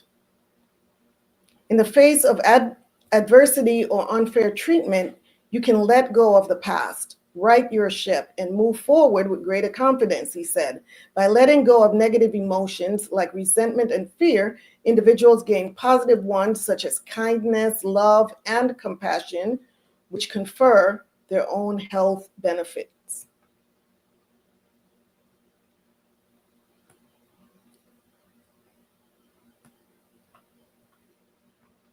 So Lyndon shared in the interview with the Epic Times that Luskin, as a forgiveness expert and a friend, often suggested to him that if he devoted as much energy to seeking out life's blessings as he did dwelling on his misfortunes, he might discover a newfound sense of contentment. This shift in perspective became the cornerstone of Lyndon's journey towards forgiveness. So all it took was that shift in his perspective, focusing more on the positive and less on the negative. So turning the page, Lyndon shared he had to untangle his victimhood and embrace forgiveness before he could find his way back to health. And that was a whole key right there. It's forgiveness, to get him back to health, to good health. Pope Francis declared 2016 a Jubilee year, a special year focused on forgiveness and mercy. That same year, Lyndon embarked on a pilgrimage to the Camino de Santiago. A tradition on the Camino, said Lyndon, is to carry a stone with you and cast it over the cliff of Finisterre into the sea after completing the long journey to release the burden of your carrying, the burdens you've been carrying.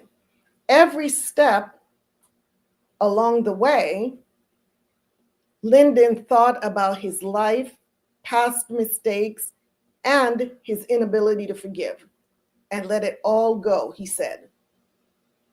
At the end of the journey, Lyndon and his girlfriend Maria, who accompanied him on the pilgrimage, threw their stones over the cliffs.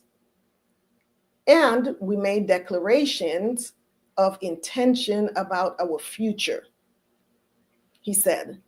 That's when he proposed to her, and she said yes. So there's Lyndon and his now wife. That's Lyndon and his now wife. Happy ending, right? He says, I am a new man with a new mission. I've been spared a lot of challenges and a lot of pain. I've been so blessed, says Lyndon. Lyndon's mental and physical health is at an all-time high, with no trace of damage to his lungs and no feelings of resentment. He said he is happily married to the woman of his dreams and works as a motivational speaker, spreading the benefits of forgiveness. So in that experience, he also found his life's purpose, right? All of us encounter tragedy, but we have to find creative ways to respond in order to be happy, resilient, resourceful, life-giving people. And forgiveness is the absolute key to that, without question, he said. The studies are indisputable, said Lyndon. So look at that. His lung issues cleared up, his depression, his PTSD. Wow. And all of that because he chose to forgive. The contour of forgiveness, what it is and isn't. Forgiveness is not forgetting, said Barry, who is also a forgiveness author. A painful memory consists of two parts, the pain and the memory. Just like a scar on your body, Barry said. When you forgive someone, the pain goes away, but the memory remains. Forgiveness is also not just speaking words, he said. Barry encountered how a 19-year-old young woman had been estranged from her father for more than 6 years because of a traumatic experience. She was venting with anger and obviously still in pain. When Barry asked if she had ever thought about forgiving her father, she answered, I forgave him a long time ago. Barry suggested she had not. Forgiveness is something that truly takes place in your heart, he added. Moreover, according to Worthington, it's important to realize that forgiveness is within my skin. It's a purely interpersonal dynamic, something you do for yourself and not for other people. Forgiveness and reconciliation are not necessarily joined at the hip. You may forgive someone without having to see or interact with them again, he said. And we talked about that, went over that in the first article. So the playground principle. Worthington recommends following a framework when trying to forgive. That's why he created his own forgiveness framework called REACH. Reach Forgiveness, which has yielded positive results in more than 50 controlled scientific studies, he said. Reach, which means recall the hurt, empathize with the person who hurt you, give an altruistic or undeserved gift of forgiveness, commit to that forgiveness that you experience emotionally, and hold on to that forgiveness when you doubt, Worthington explained. You can apply this framework to major events and minor annoyances. According to Worthington, for example, if someone cuts you off in traffic, you start by recalling the hurt, acknowledging your anger, and deciding it's not worth staying mad. Next, you empathize by considering that the other driver might have been in a rush or distracted. You commit to letting it go and hold on to that forgiveness by reminding yourself later that you choose not to let this minor incident ruin your day.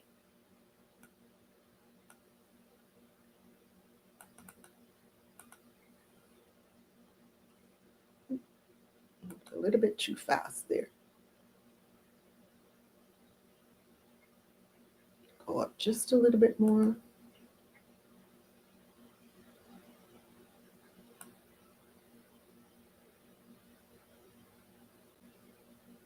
Oh, I lost my space there. Where am I? There we go. Here we are. Okay.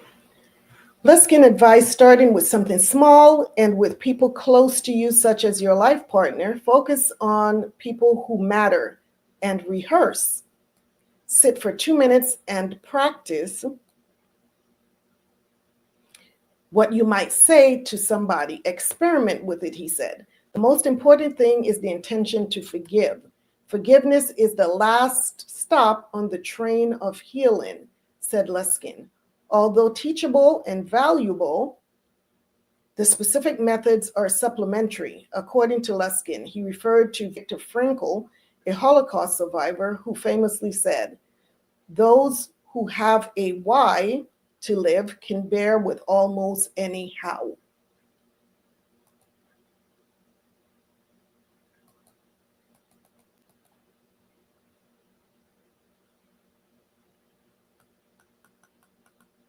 Be patient, Toussaint said.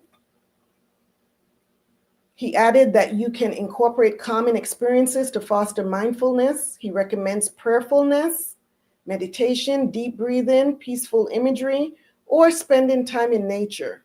These practices help you relax and consider other alternatives to your problem, he says. Linden recommended practicing gratitude. We went over gratitude. That was number one, as it's the antidote to unforgiveness. Barry noted that self-forgiveness takes a similar approach.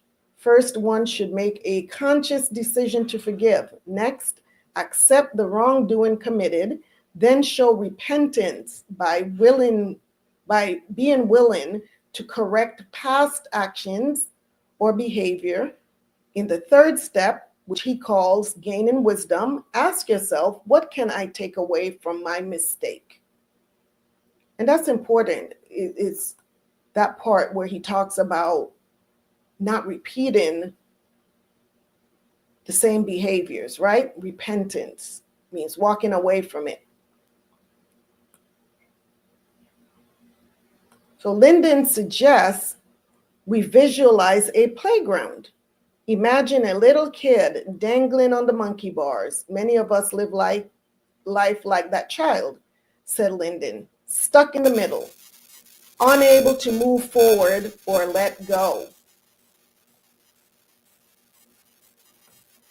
Here's that poor child stuck in the middle. You know how you move forward, Lyndon said?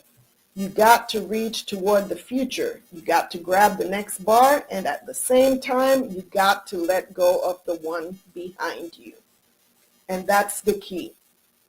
Reaching forward and letting go of what is behind you. There you go, right there. Keep that image. Keep that image. Wow. I know that was a bit lengthy, but it's so many gems, so many excellent tips on how to move forward, how to forgive. Let's see what you all were saying here. I missed, oh, Mr. Paula. Yes, you said it's something that you overcome quickly. Let's see. Me, myself, I find a way to find peace, not only in me, but them as well. So I will come back with love and carry, even though I know. Sister Zana says yes, and the pus normally comes out in spirit throughout our lives and becomes our normal, not realizing that we are operating from a place of past hurt. Sister Paula said they didn't know. Beautiful color queen. Shalom, my beautiful regal royal sis. Shalom, sis. So good to see you. And Sister Paula said, this is so true. You won't forget, but I learned it's important to get past it with love. I can go on. Yes, absolutely. Khan sisters. So yes, that, wow. This was the final show in the series of Virtue Medicine. So I pray that you all enjoyed this series. I certainly did. So we talked about homework. So I know this is the last show in the Virtue Medicine series, but not because the series ended means that the homework stops. So continue to journal on gratitude and empathy. Continue to be aware when we tell lies and even the little white ones. Make an effort to not lie. And if you do, or if we do, we know what needs to be done, right? We know what needs to be done. Repent, like it says there, change, walk away, and just do your very best not to do it again.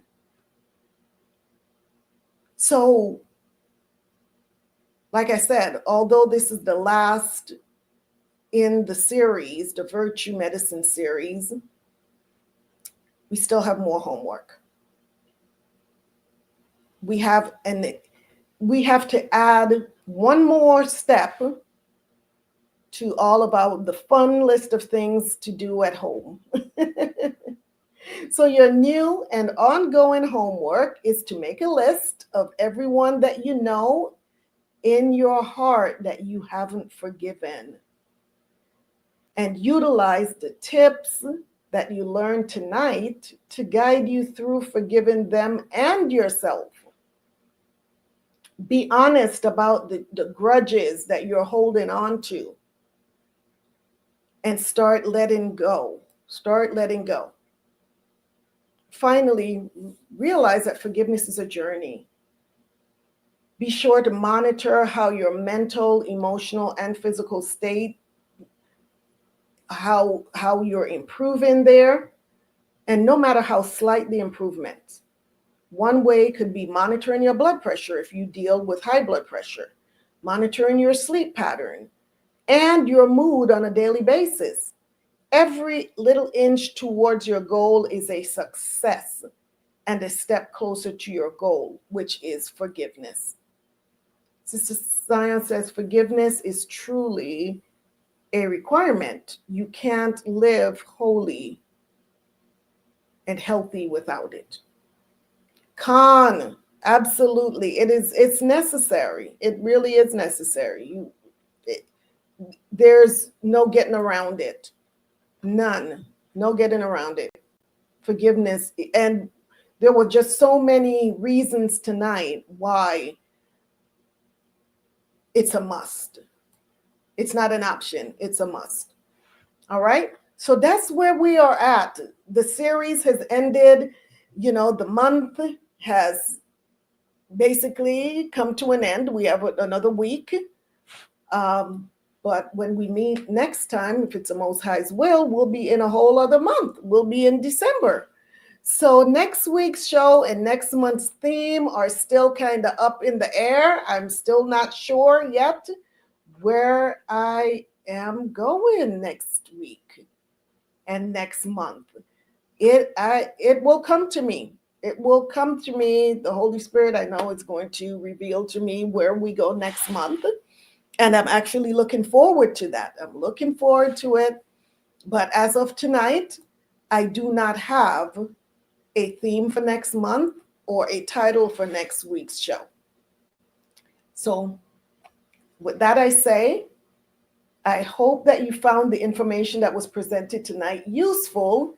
If you did, please do me a favor and share this video with your sister, friends, and relatives. Let us continue to grow this channel so that the information can reach Shebrews throughout the four corners of the earth, and even those that are not Shebrews but are willing to be a part of our community. We are to let our light shine so that others can be led to the source of the light.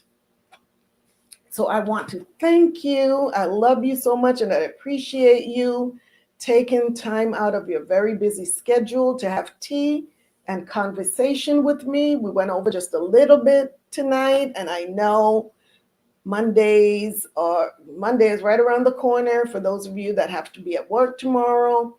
I apologize. I usually try to get done at the 2-hour mark, but this went over just a little bit longer. But the water for those of you that stuck with me. I truly appreciate you. And those that had to go, I truly understand. Thank you so much for your support. I'm so grateful for each and every one of you. Know that I am praying for you. I'm praying for us. And until the Most High brings us back together, may you prosper and be in good health. And remember, true healing begins inwardly before it is expressed outwardly.